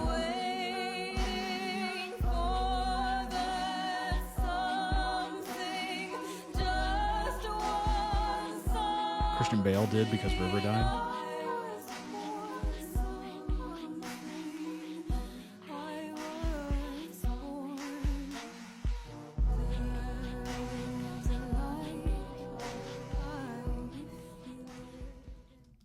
It's freaking me out.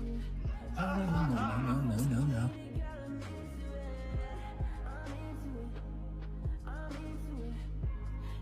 You're going to teach me how to be fascinating. Christian Slater. That's it. I was like, wait, Bale was in there?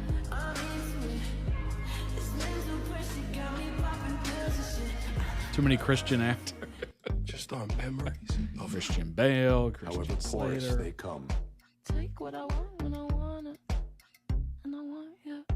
What's he taste like? I didn't ask that. We were thinking it. Do you have what you need, Mr. Malloy? A cure for Parkinson's? He had never made one. What?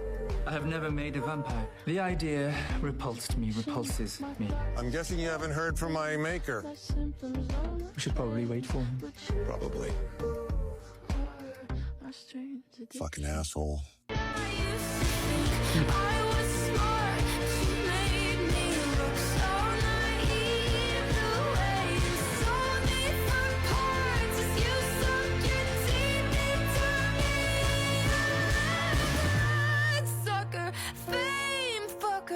Bleed me dry like a goddamn vampire. You want an apology? I'm sorry. Song fits perfectly, doesn't it? Belated apology number 2. Flapjacks. His flapjacks are great. I read that and I'm like, is that slang I've never heard of? And I started thinking about pancakes.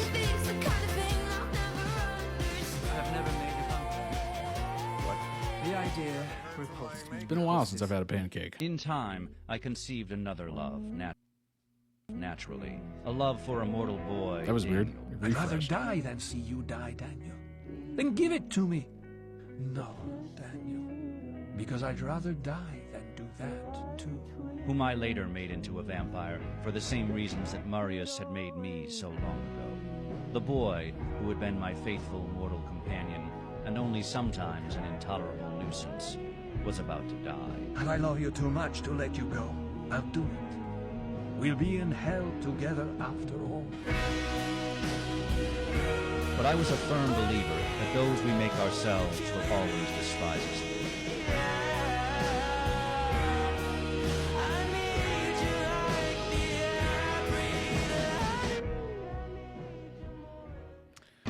Cure for Parkinson's.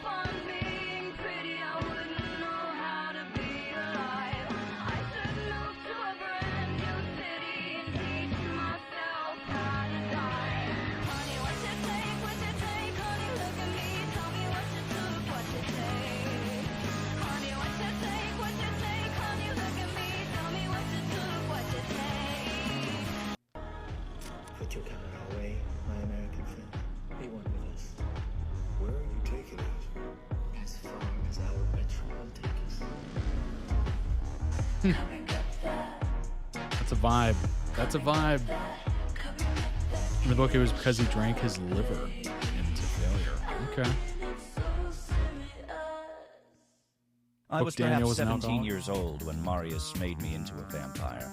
I had stopped growing by that time. Not a eunuch, no, not that, most certainly. I wonder if they But a boy. made it masquerading as a.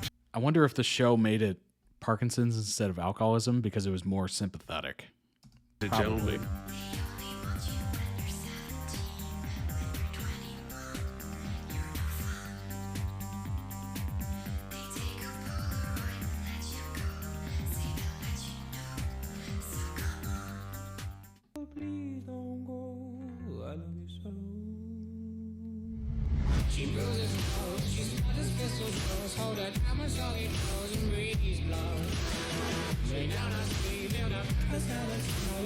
Drunk when he turned. I think they had plans for the Parkinson's being Armand's fault. Wow. The world's #1 coke whore. You know, I came here to make one thing fucking clear. I'm a literal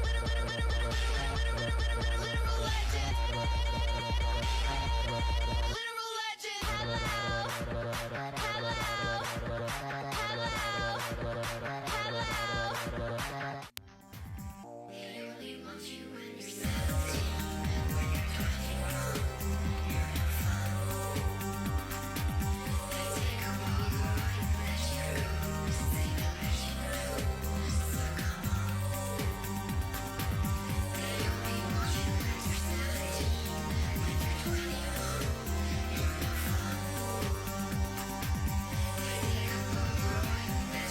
Announced for June. Nice.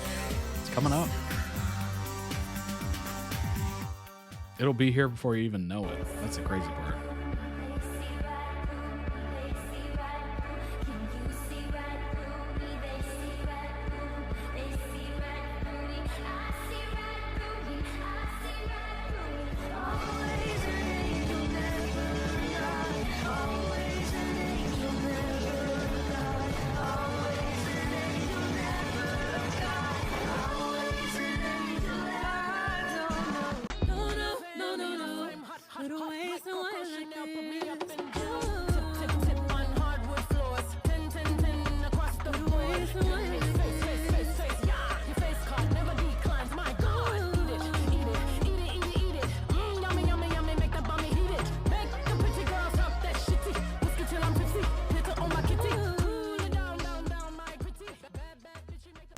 Some are very old now, most are dead. And some we simply drained for sport. Well, generally me. Yeah.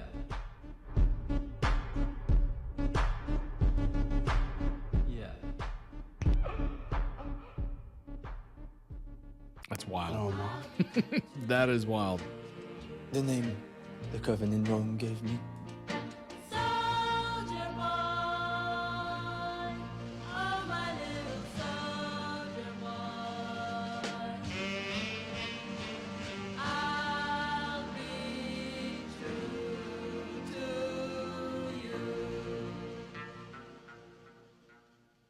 Who am I, Louis? He looked like a boy masquerading as a gentleman. It was love. Knowing what it would do to his beloved Amadeus. Seems more in control when I Daniel's loved there. him with all my heart.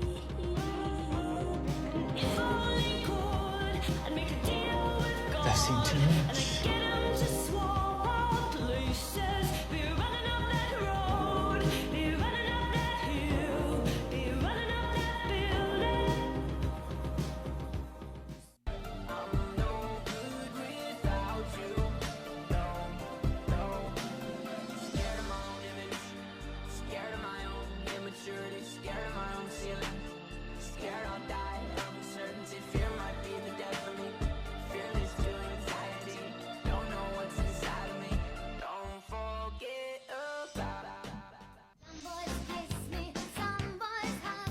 Not Louis and Armand.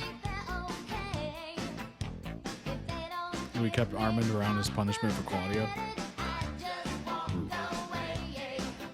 Claudia's story is brutal. Being stuck as a teenager for eternity. Like that is. Especially when you're like 500 years old at a certain point. It's like, and I still look like this?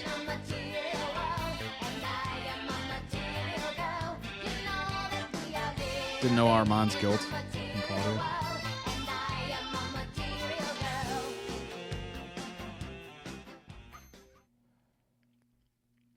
Very, very nice. Link down below in the YouTube video description for the original video. Go throw it some much-deserved love and also check out their channel. They might have other videos that might interest you, of course. If it really interests you, request it for stream. Let's go ahead and jump into some information. That was a little sneak peek as to the final video. Every once in a while I do that. Not meaning to. All right, let's learn a little bit more about Armand in the TV series, Interview with the Vampire. It's obviously about the AMC adaptation. Originally introduced to the audience as Rashid, is a character on the AMC gothic horror drama, Interview with the Vampire. Originally a recurring character in season 1, promoted to a series regular for the second season onward. 514-year-old vampire. Oof. That's old. That's real old. Introduced by Louis Dupont de Dulac. My French is terrible. As the love of his life. Oh, Louis. Too many loves. Not enough life. There's the byline there. Armand was born around the year 1508. Describes his first memories being of Memories... Wait, what? Describes his first memories being of being. Being sent to work on a merchant ship in Delhi, not knowing his parents, and sold him into slavery. He believes his birth name is Arun, but is not sure. Later sold to a brothel. Boy, what did that sale look like? From slavery to a brothel. Where at the age of 15, he's purchased by Marius, who renames him Amadeo. At age 20, he poses for the painting The Adoration of the Shepherds with a donor, describing the donation in question as in kind. Though Marius is reluctant to give Amadeo the dark gift, Amadeo is struck with an illness at age 27. 27 Club. 27 Club. Louis can't resist an evil man with a bob. Indeed. Indeed. Well played. Well played. At some point prior to 1556, a Roman coven sets fire to Marius's art studio, presumably killing Marius. They rename him Armand and send him to Paris to lead its coven, which has been abandoned by Lestat's maker Magnus. Lives in squalor, obeys a strict set of vampiric laws and rituals. Armand rules the coven for almost 250 years. When he sees the newly transformed vampire Lestat living in human society, Armand follows him and attends his theatrical performances telepathically, coaxing Lestat to come to him. Armand becomes increasingly infuriated by Lestat's flaunting of his vampiric self in front of humanity and directly confronts him, attacking him, offering to show him how to use his powers, and capturing his mortal lover, Nicholas. Lestat follows Armand back to their lair of his coven and confronts the Satan-worshipping vampires with the absurdity of their views, which Armand allows as he is tired of leading the coven. Hey, I get it. You know, that many years doing the same thing, it's got to get boring. Coven members abandon Armand. He remains underground, practicing the old coven rituals alone. Until Lestat returns, Lestat asks Armand to teach him how to use his powers, and the two drink each other's blood. Lestat shows Armand his theater, where the former members of his coven are feeding from humans during performances, and Armand embraces the idea. Armand and Lestat become lovers. But Lestat abruptly leaves the jilted Armand in Paris, which is kind of a theme for Lestat, is what I'm gathering.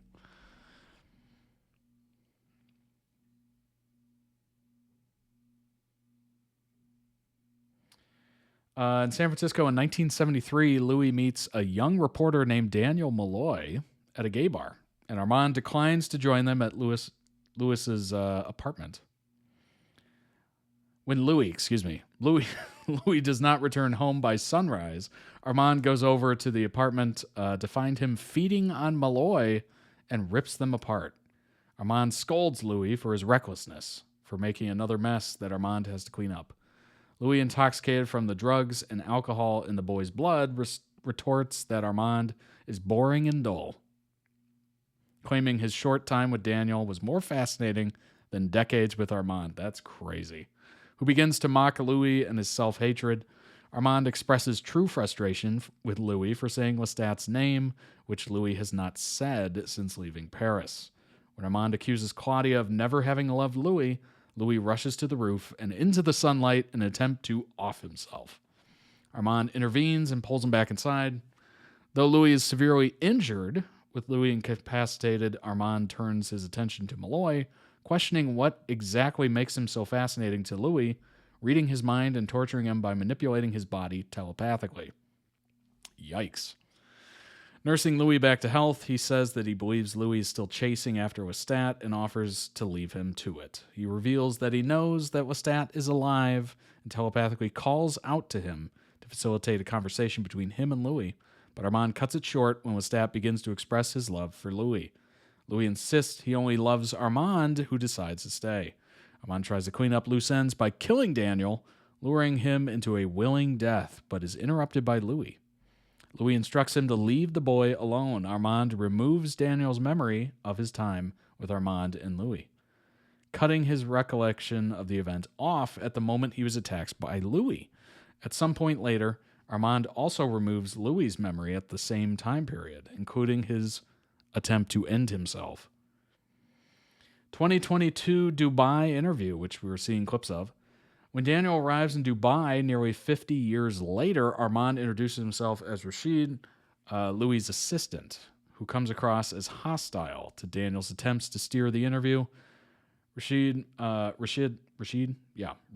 approaches Daniel after the first night of the interview as he marvels at the Venetian painting from an artist named Marius. In the penthouse, explaining that Louis covets the rare. Daniel becomes concerned with the consistent creaking in the distance, but Rashid informs him that the building simply sways a bit due to the height, a sound he calls the groan. Daniel then turns his attention to Rashid, questioning his motives and loyalty to Louis, to which Rashid replies that it is his honor to serve a god before leaving the room. Rashid approaches Daniel later and reveals that he is aware of Daniel's scheduled levodopa transfusion. Wow. And that he has spoken to his doctor and arranged a physician to administer it at the penthouse. While Louis rests, Rashid takes Daniel to the reading room, where he's given access to Claudia's diaries to provide a different perspective. Daniel comes across Rashid appearing to pray and asks him how he can be a Muslim and serve a vampire, which Rashid deflects. When Daniel apologizes, Rashid responds in a language other than Arabic, leading Daniel to realize that Rashid isn't from Dubai. Rashid replies that Dubai is a child and that no one is native. Interesting.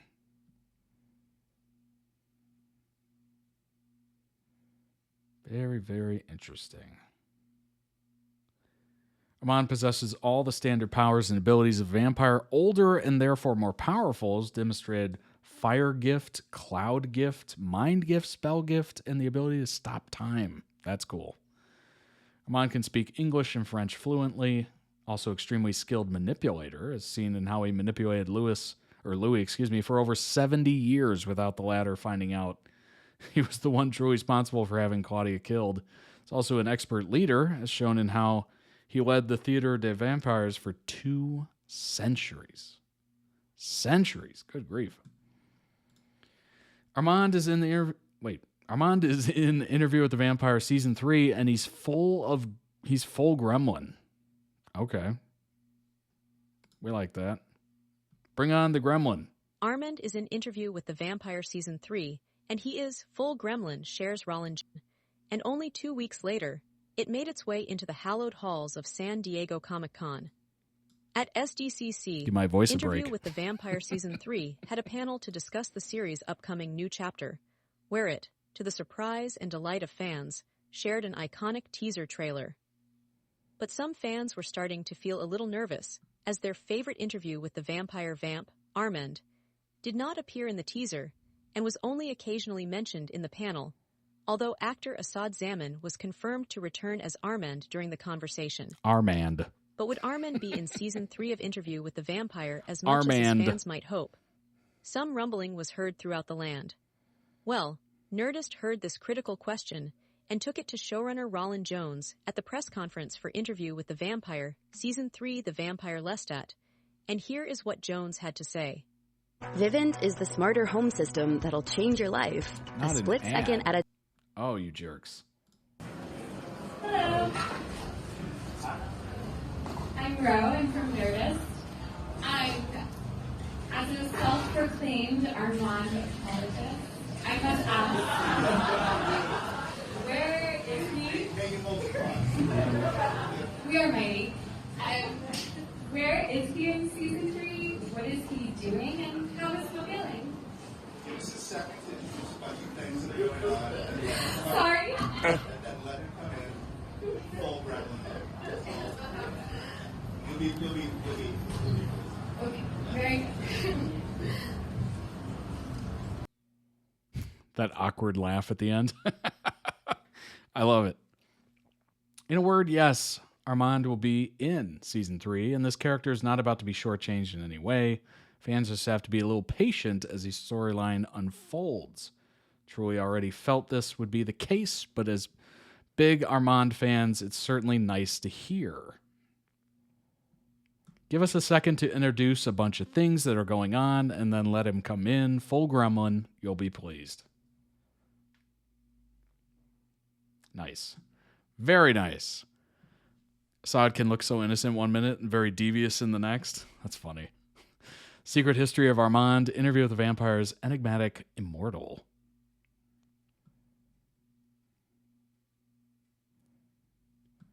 Made a significant change from the iconic eponymous movie, highlighting the romantic and erotic depths of the relationship shared by Lestat and Louis.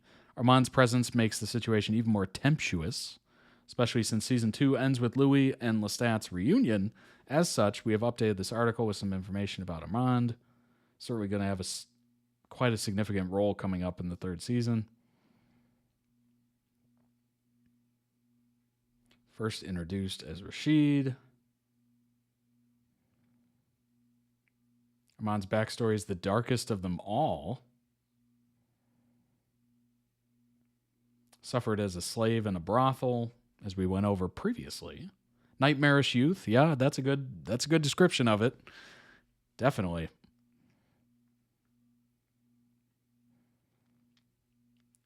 Armand was immediately smitten with Louis, and he would not tolerate infidelity, even in platonic form. Wow. That's his brilliant plan to have Louis all to himself would be undone decades later by the next distraction to enter Louis' life, Daniel.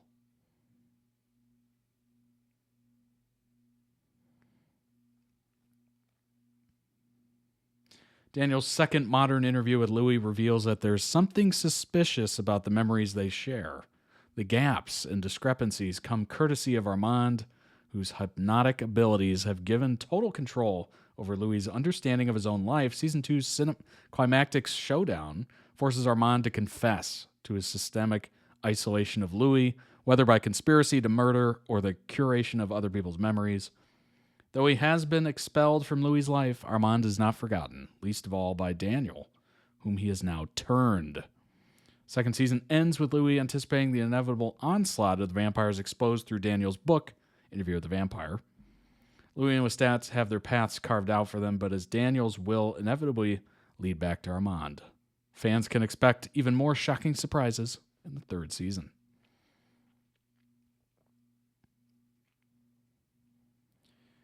Armand's actor Assad said there were 6 or 7 versions of Armand throughout season 2. From his role as Louis' protector to his disdain for Daniel, the actor also mentioned that Armand is scrambling for his life inside. But the finale episode led to a new version of Dubai because it's an unleashed Armand there. Oh boy.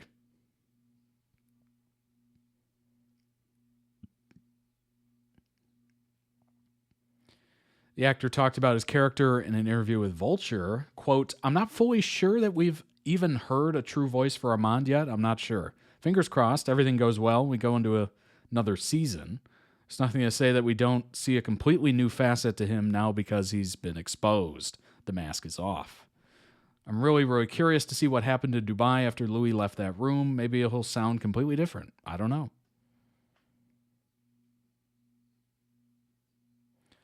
Season 3 of Interview with the Vampire will be based on The Vampire Lestat, the second installment in Anne Rice's Vampire Chronicles. The novel highlights Armand's initial experiences in his youth, before and after becoming a vampire.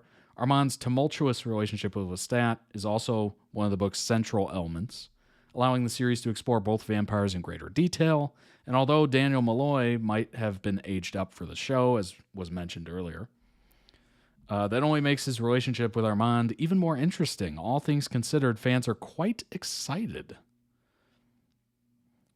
Differs considerably from the film and TV version. Antonio Banderas in 1994.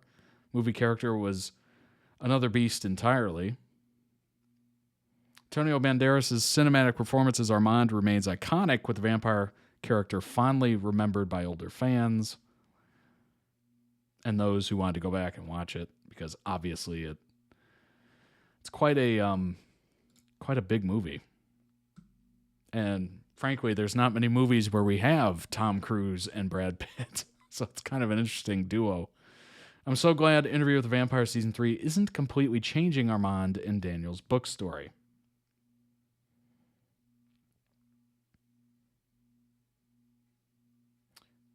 Let's see here.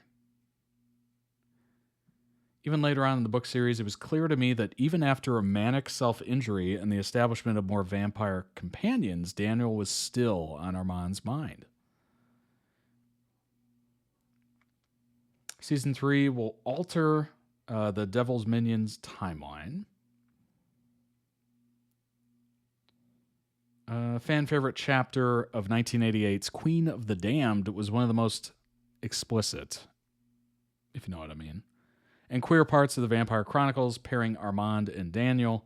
I love how the show brought out queer elements of the novel that Rice may have too, had she been writing in 2022 as opposed to the 1970s. As such, I can't wait to see where the show takes the already outrageous Devil's Minion plotline.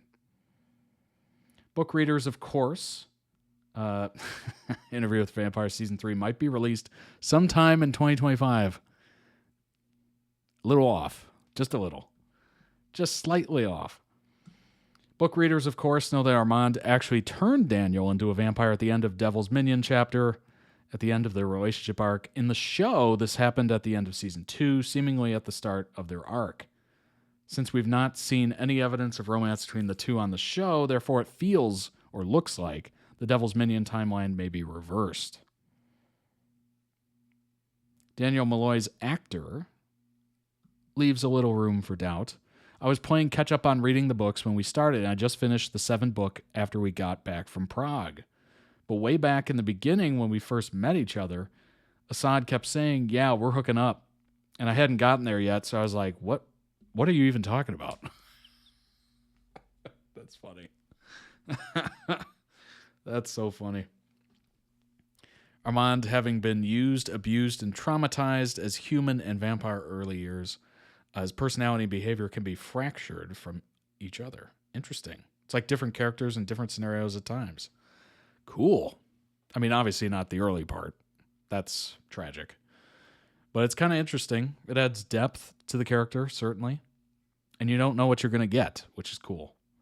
I'm glad Interview with the Vampire is keeping elements of Daniel and Armand's book story. Although Armand and Daniel are not together at the time of Daniel's turning in the show, like they are in the book, they are notably both still single and lonely. Hey! After Daniel single-handedly ended Armand's 77-year relationship with Louis, I'm sure this sowed the seeds of a deepening intrigue between the two. Saad's been rooting for Devil's Minion since day one. Sounds like it. Sounds like it. What's up, Coney? Welcome in. No worries, no worries. Glad you could make it. Happy Friday, of course. Season 3 can't make too many changes to the Devil's Minion. It's a relationship too good to miss. I do wonder how things will work out for Armand and Daniel. One intriguing comment from Jones makes me wonder if the show may not be altering the book's timeline or story as much as it seems. Quote, in the show, Armand and Daniel originally met in the 70s, which fits with the books, although they met in a different context in the text. Jones flagged to the rap that love clouded Armand's judgment and telepathy, which may be why he couldn't guess that Daniel was about to blow his relationship with Louis sky high. This implies that Armand and Daniel may have already lived out some elements of the Devil's Minion relationship off-screen in the past. In the show, Armand and Daniel originally met in the 70s, which fits the books. Although they met in a different context in the text, perhaps AMC's possible Night Island series could elaborate further. Night Island? What's that? What is that?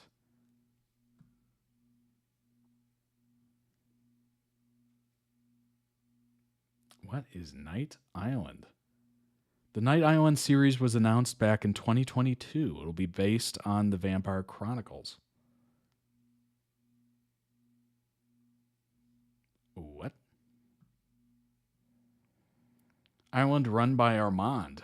That featured in the story of Daniel, the Devil's Minion, or the boy from Interview with Vampire. Interesting. Island's a spin-off. It's an island owned by Armand, I think. Interesting.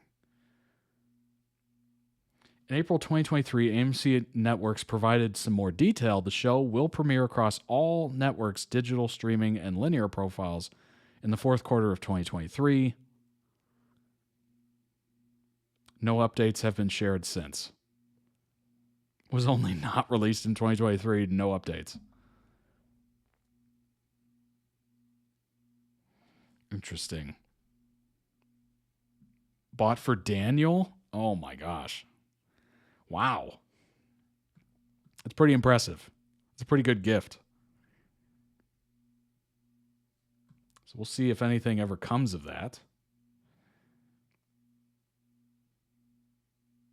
Armand and Daniel's endgame must continue to match up with other stories in the show, including the meandering tale of Louis and Lestat's love, of course.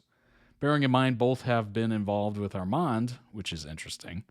Louis and Lestat's relationship in the season 2 ending is proof enough of the show's respect for the spirit of the books. Long may it continue. Nice. Very nice. Glad it's coming out. These... I love how in the articles, some of the earlier articles, it's like, hopefully we get season 3, because honestly, nothing is guaranteed these days. But that's good. I'm glad it's coming out. It'd be interesting to see that Island show. I don't know if anything will ever come of that. I mean, it's been 3 years at this point since apparently any updates have happened. But who knows? You never know, right? Somebody else could buy it, some other platform or whatever. The rights to it. We'll see. We shall see. Alrighty, let's jump into the final edit of the stream and of the week for YouTube right now. It's so weird. So weird doing the once a month Discord stream. Telemaska spinoff took off first, I think. Yeah, that'll be interesting. See if they'll do... that's on Netflix. Okay, that's good. At least somebody picked it up, right? All right, let's go ahead and jump into the final video of the week. It is Shane and Ilya being a comedic duo for 12 minutes straight. This is from Heated Rivalry. I'm sure you've heard of it. It's a little-known show. It's pretty secretive. You know, you're probably one of the first people to hear about it. Just saying. Let's go ahead and jump into that. Get a little bit more context of the show in a very humorous way. Let's go ahead and do it. In 3, 2, 1, and go ahead. Okay. Because I want a cigarette. Smoking is bad for you. Oh, is it? Oh, I'm not sure you're supposed to smoke here. Okay. You can smell the cigarettes from here. Okay. I had one. You're an awesome player to watch. Yes. You shouldn't be smoking. You shouldn't be talking. You will not be so nice when we beat you. That's not happening. I'm sorry. No, you're not. There's one. Where's number 2? There we go. You look pretty. You're wearing makeup too. Yeah, but I don't look pretty. Great. Can I get a smile, please? Yeah, that's better. All right. Take it easy, Jace. I'm sorry. Okay. Fuck up. And 3, 2, 1, go ahead. Well, if I come to 1410 tonight, it's 9 o'clock. Wow. Those English words just roll off your tongue. I might open. I might knock. You want me to lie on the bed and let you do it some more? Let me. Yeah. And at this point, it's my job to take that personally. William? You think I'm an asshole? I know you're an asshole. What he said?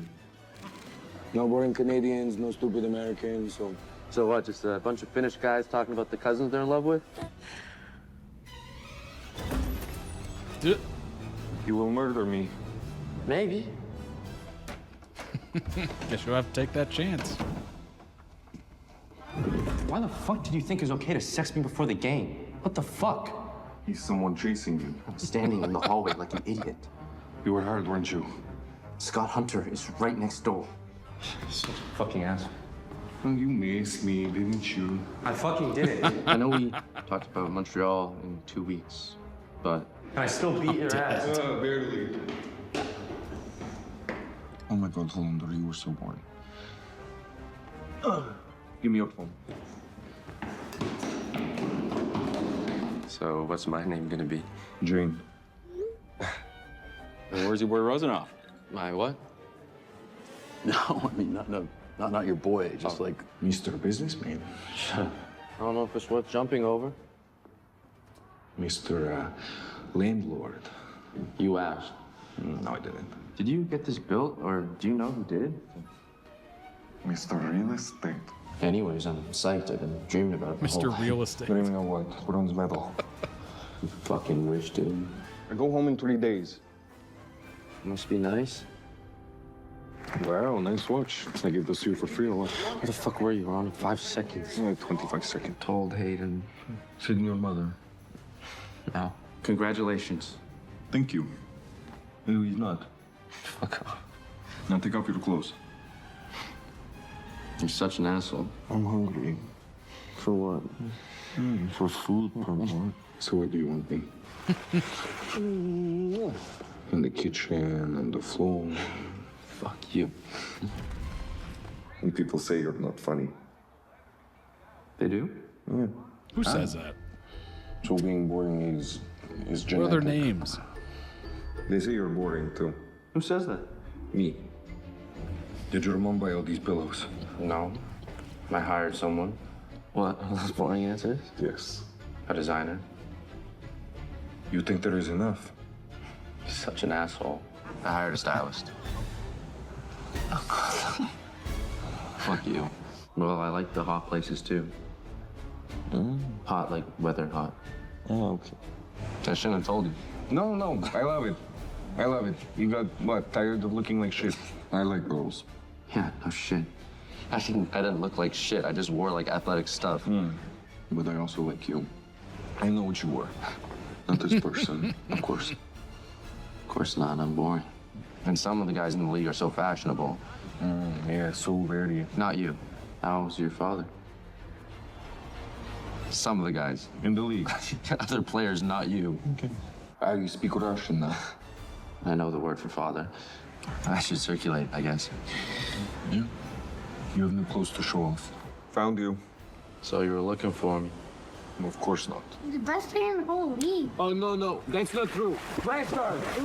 I think I'm gay. Oh, yeah. What makes you think that? Fuck you. You're not gay. Hey, Linda. Can you get these kids some money? I don't have my wallet. Your father. Enough. Okay. Are you okay? I will be better when I see you in your classes again. Enough what? Questions. You have too many of them. I wasn't clear. I'm sorry in advance for tonight's game. We're gonna destroy you guys. Happy? Happier. Oh. So you're the asshole. No, it's still you. No, not me. You're the asshole. You should take more time than that. Why? So you can catch up to me in the scoring race. Everyone must know this. Everyone, Shane Hollander is an asshole. I wish I spoke Russian. Yeah, you could probably learn it in a week. That's the code for the front door.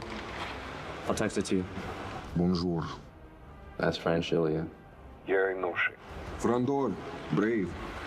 Fuck you. Later. Concussion and a fractured collarbone. Help for the playoffs, but maybe you could teach me Russian someday. Could have been worse. Could have been worse. Yeah, okay. Only useful phrases. Like what? I don't know, like harder, please. Yes, sir. Fuck you. No, more like fuck me, please. Uh-oh. You're not gonna smother him with a pillow, are you, Mr. Rosenoff? No. But good thinking. Is this a Jeep? No, it's British. I know your mother is Japanese or something. Probably where you get your looks. Practical. Get in the snow. Okay. And your dad is okay. What, boring? Is that where you get your boring from? I told him I was on a silent retreat, like meditation. I will need the king-size bed. We all have a king-size bed. What? Does that sound fake? And the view. They all have a view. Okay, you cut it in half. What, you can't do math? Leave me alone. I'm sorry, sir. We'd really like to accommodate you, but...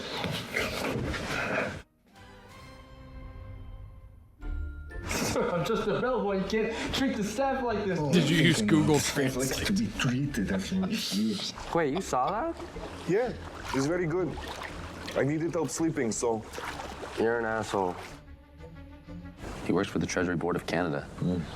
Crazy. Fuck you. He played hockey for McGill. Whoa. Oh, fuck. Maybe you should. Yeah. McGill? What the fuck is McGill? Is McGill a town? It's a really good school. Do you want... No. His type is this boring. is my fault. No. You two great. Shut up. Look, I think you can tell your parents you're gay without giving them a list of all the guys you're fucking. I know. Maybe he didn't even know this. That is not going to help. Oh, they don't know I play for Boston. So we just sit here and look at it. Yes. We just sit here and look at it. Maybe you should wait in the car. Fuck, never mind. Sorry. Can it... I'm dead.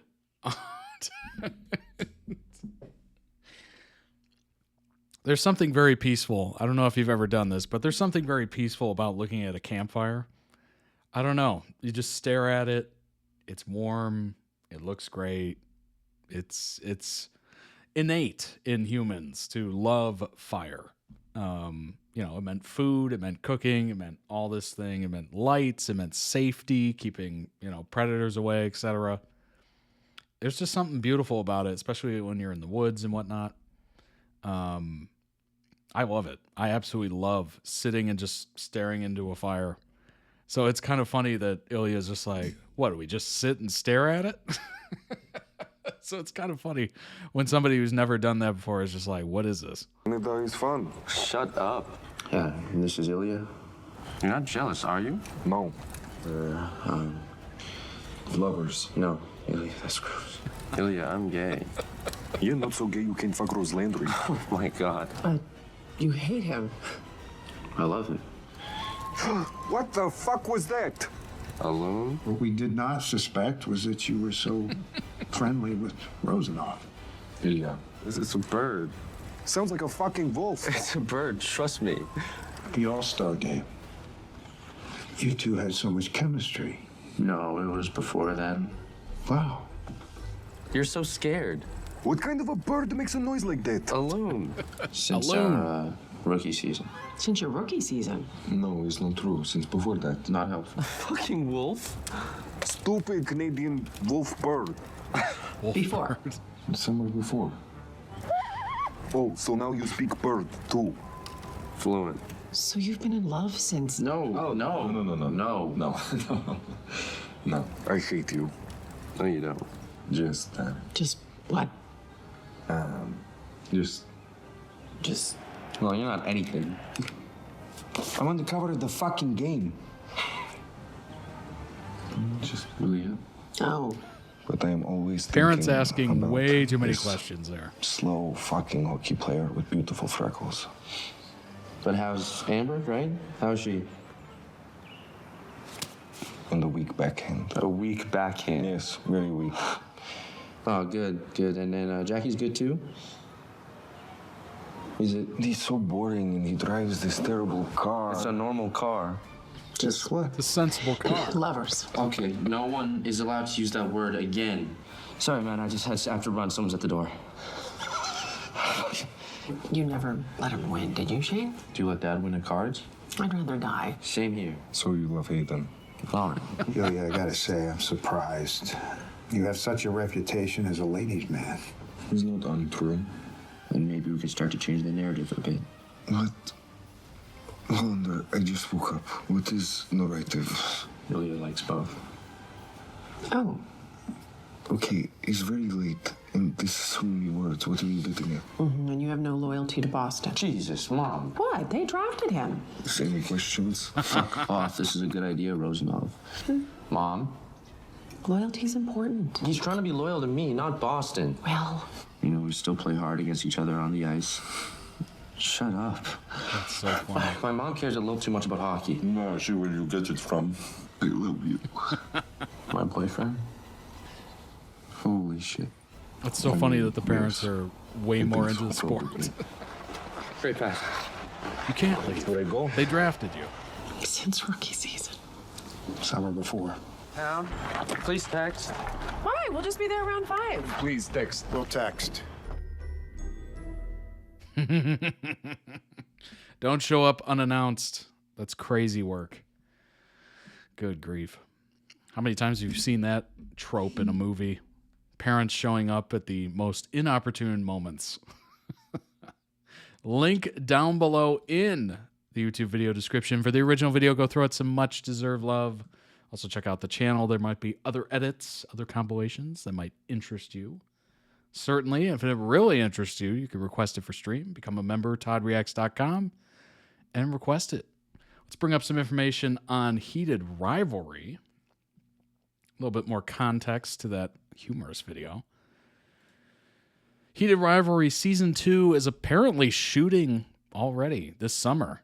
Expected to air in spring of 2027. The Crave series, which airs on HBO Max in the U.S., received a second season order quickly into its first season run.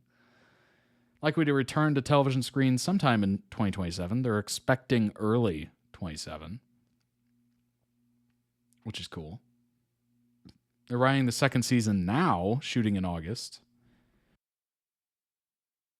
Initially said the show would air April 2027. However, CBS Mornings backtracked that date hours later.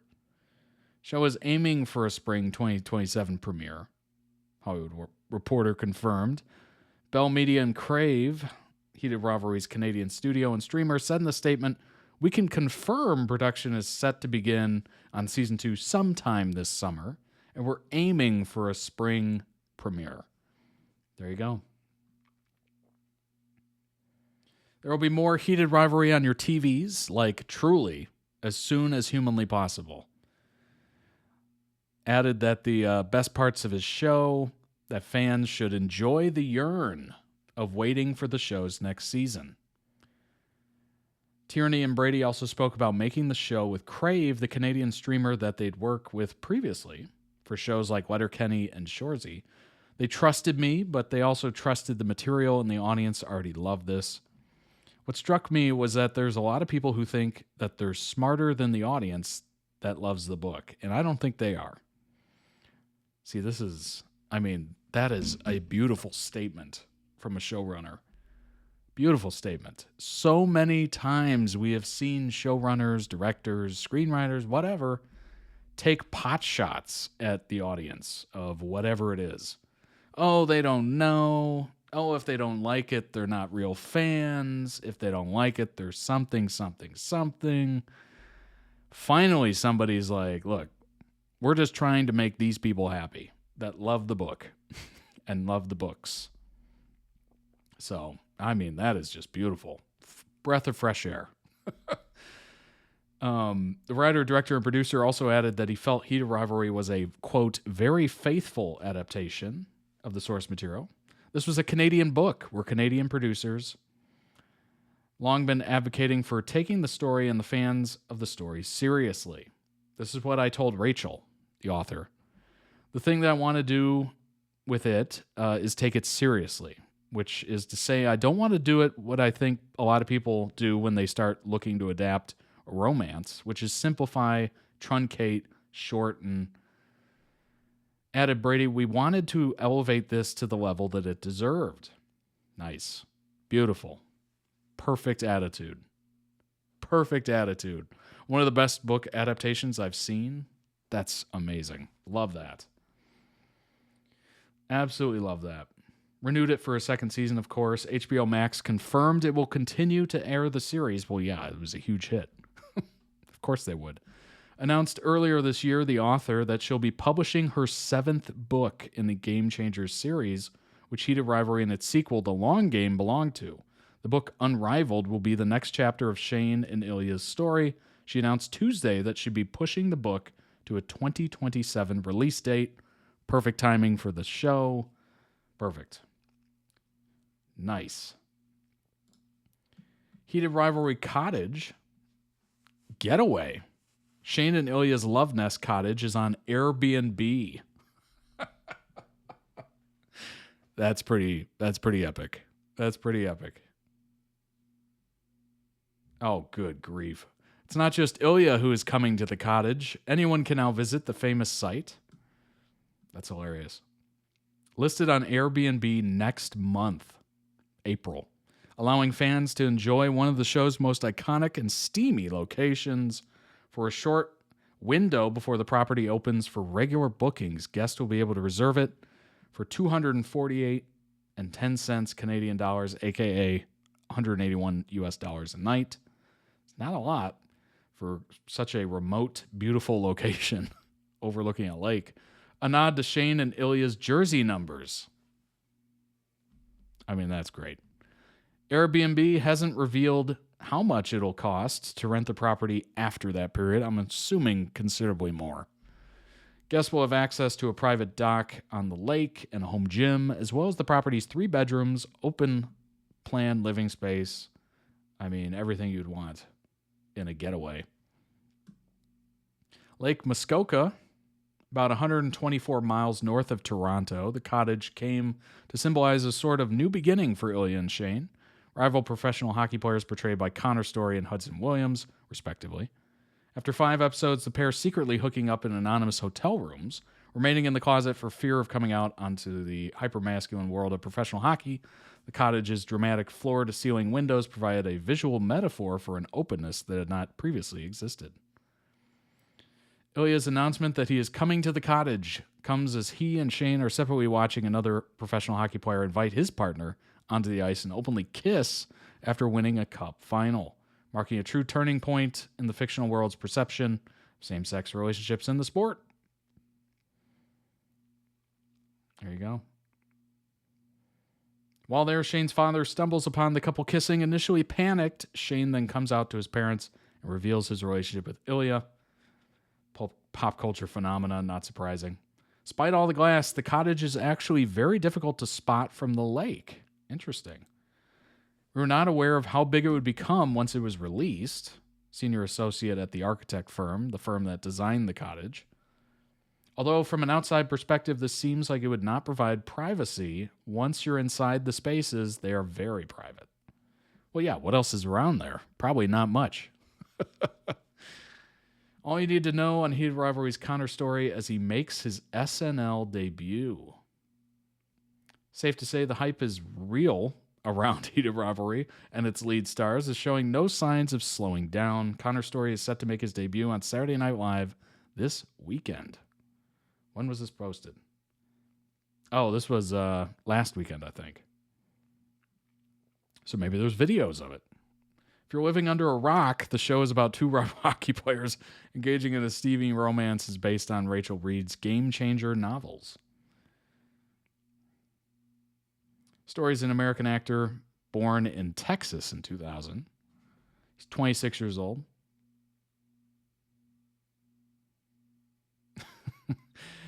It was released that he's 5'11", but sometimes said he was 6 feet for work purposes. That's funny. Hey, everybody lies on the resume just a little bit. Just a little bit.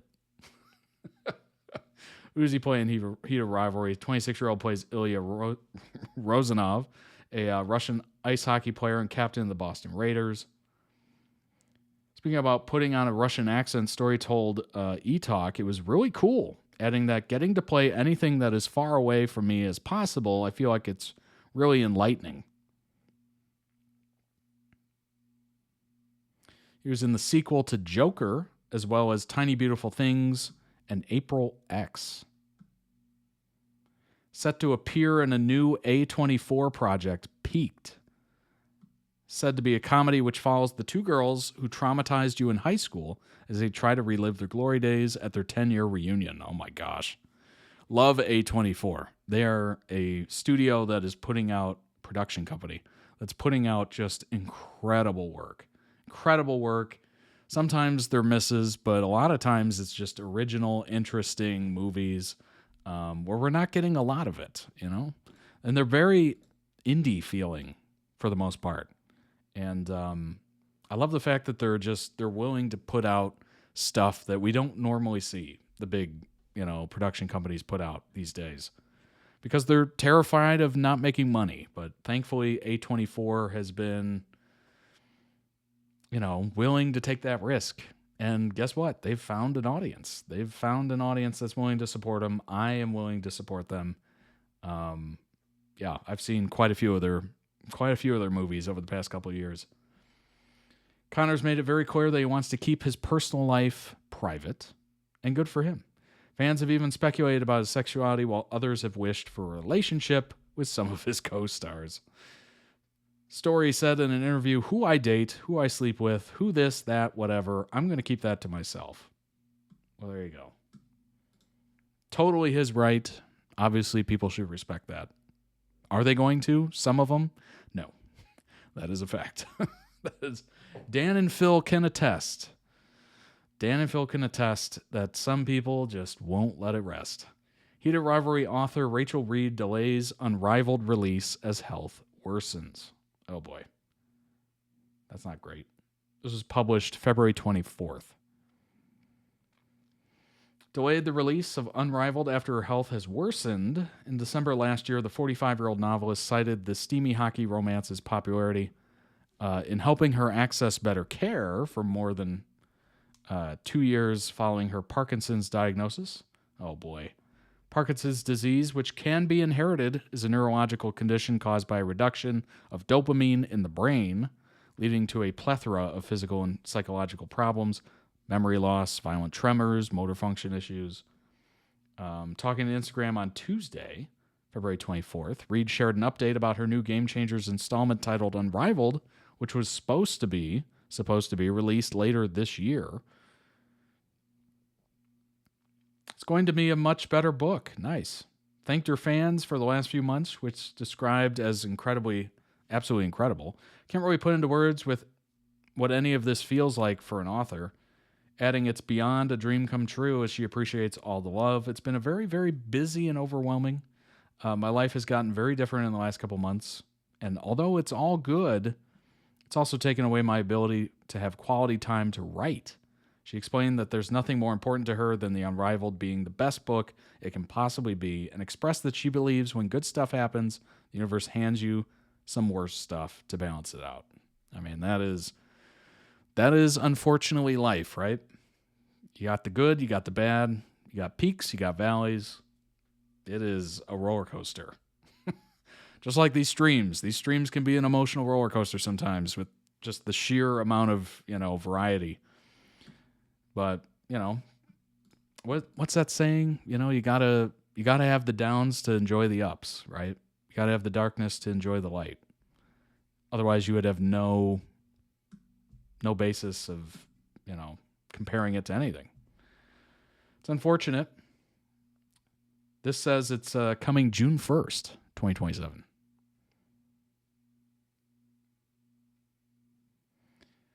As for me, that's been that my Parkinson's symptoms have gotten a bit worse, and it's made it difficult physically to write. So I'm definitely a lot slower, and that's just something I need to navigate and kind of face instead of ignoring. She then shared that due to her health, she's decided to move the publication of Unrivaled to June 1st, as I said earlier. Ultimately, it's going to be a much better book, and that's the most important thing to me. I think it's going to be better for the readers and better for the characters. She continued sharing that the writing of the book is going well so far. Somebody commented, "It'll be worth the wait." Another wrote, "Good things take time. We can be as patient as you need to be. Take care of yourself." And you know what's funny? That book is still going to be released. Whereas, I don't know. Is George R. R. Martin going to ever release that book? Hate to bring it up, but doesn't sound like it. Comment with 700 likes read, "It's not too long of a wait for us. As much as we appreciate your explanation, you don't owe us one. You've given us so much, especially over the past couple months, and I'm so content with all of it right now. If it means you take care of your health first, of course." I mean, yeah, that is obviously the most important thing. Health comes first. Those around you, directly, certainly. And then life just kind of works out. Whether it's good or bad, it is what it is, right? We don't choose the hands that we're dealt. Diagnosis, whatever. Good things, bad things happen to good people, and good things happen to bad people. It just is what it is, right? We just live these lives and hope for the best. Every day can be different. That's kind of the beauty of it, I suppose. One day you're down and out, and the next you're having a good time. Maybe you get great news. Me personally, I'm kind of battling with the decision, although my mind has been kind of made up about it. Career-wise, it's kind of a which path do I take kind of thing. But I think I figured it out. And that's been kind of daunting on me recently. And that's just life.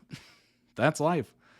It's kind of interesting because, you get older and you get a little bit more context on life. You have experiences. You see people live their lives, and that kind of adds to your knowledge of life.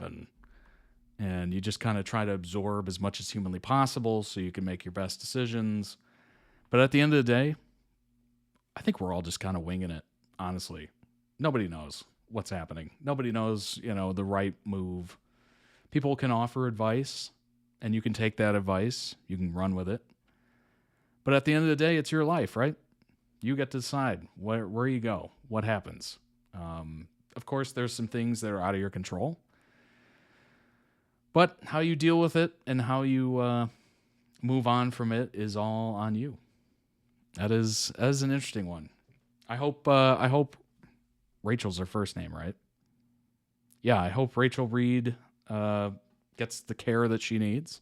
Certainly, this has been a massive blessing. We don't need to go into the state of the healthcare system, but certainly it's been a blessing. That's great. I'm glad that she's getting better help and all that stuff. That's huge. But unfortunately, she'll have to change how she writes, and it might take a little longer, and she might have to write in different ways, maybe by text maybe by speaking to text or whatever, speech to text. Who knows? Maybe she gets somebody to write it for her, and she just kind of narrates. Maybe she just dictates as the symptoms get worse, or maybe they kind of stave off, hopefully. Yeah, kind of interesting. Hopefully that goes well. I think the book's going to be pretty good. Obviously, I've never read any of the books, but I assume it's like anything else. The more you do it, the better you get at it, frankly, right? So anyway, thanks so much for being here. I appreciate it greatly. I hope you enjoyed those edits as much as I did. Join us tomorrow in the Discord. We will be live in the Discord. There'll be a live stream, and it'll post to YouTube next month. But tomorrow on YouTube, you'll get this one tonight or today. And then tomorrow you will get last month's Discord stream. So be on the lookout for that. Have your notifications on, all that good stuff. So I will see you tomorrow morning for me, personally. Might be a little later for you if you're overseas. In the Discord, totally free to join. Links are everywhere. You'll find it. If you don't have Discord, download it. It's a free app, and then you can join and be part of the audience, be part of the crew. We do it every month at this point. It's for series members' video requests to kind of give that, priority to our most generous supporters. Shout out to all the members of ToddReacts.com. If you would like to guide the stream and literally choose the videos we react to on here, you certainly can. ToddReacts.com. Check out the merch. Ships worldwide, 15% off for members, all that good stuff. Quality's guaranteed on every order. Love to say that. And subscribe to the YouTube channel. Follow the Twitch channel if you want to watch live and join us. I hope you have a tremendous weekend in front of you. If you don't join the stream in Discord tomorrow, I hope you have a great weekend. I will see you back here on Monday. Take care of yourselves. Be safe. Have fun. Do all the stuff you want to do on the weekends and can't get time to do it during the week. All right, everybody. Take care. Bye-bye.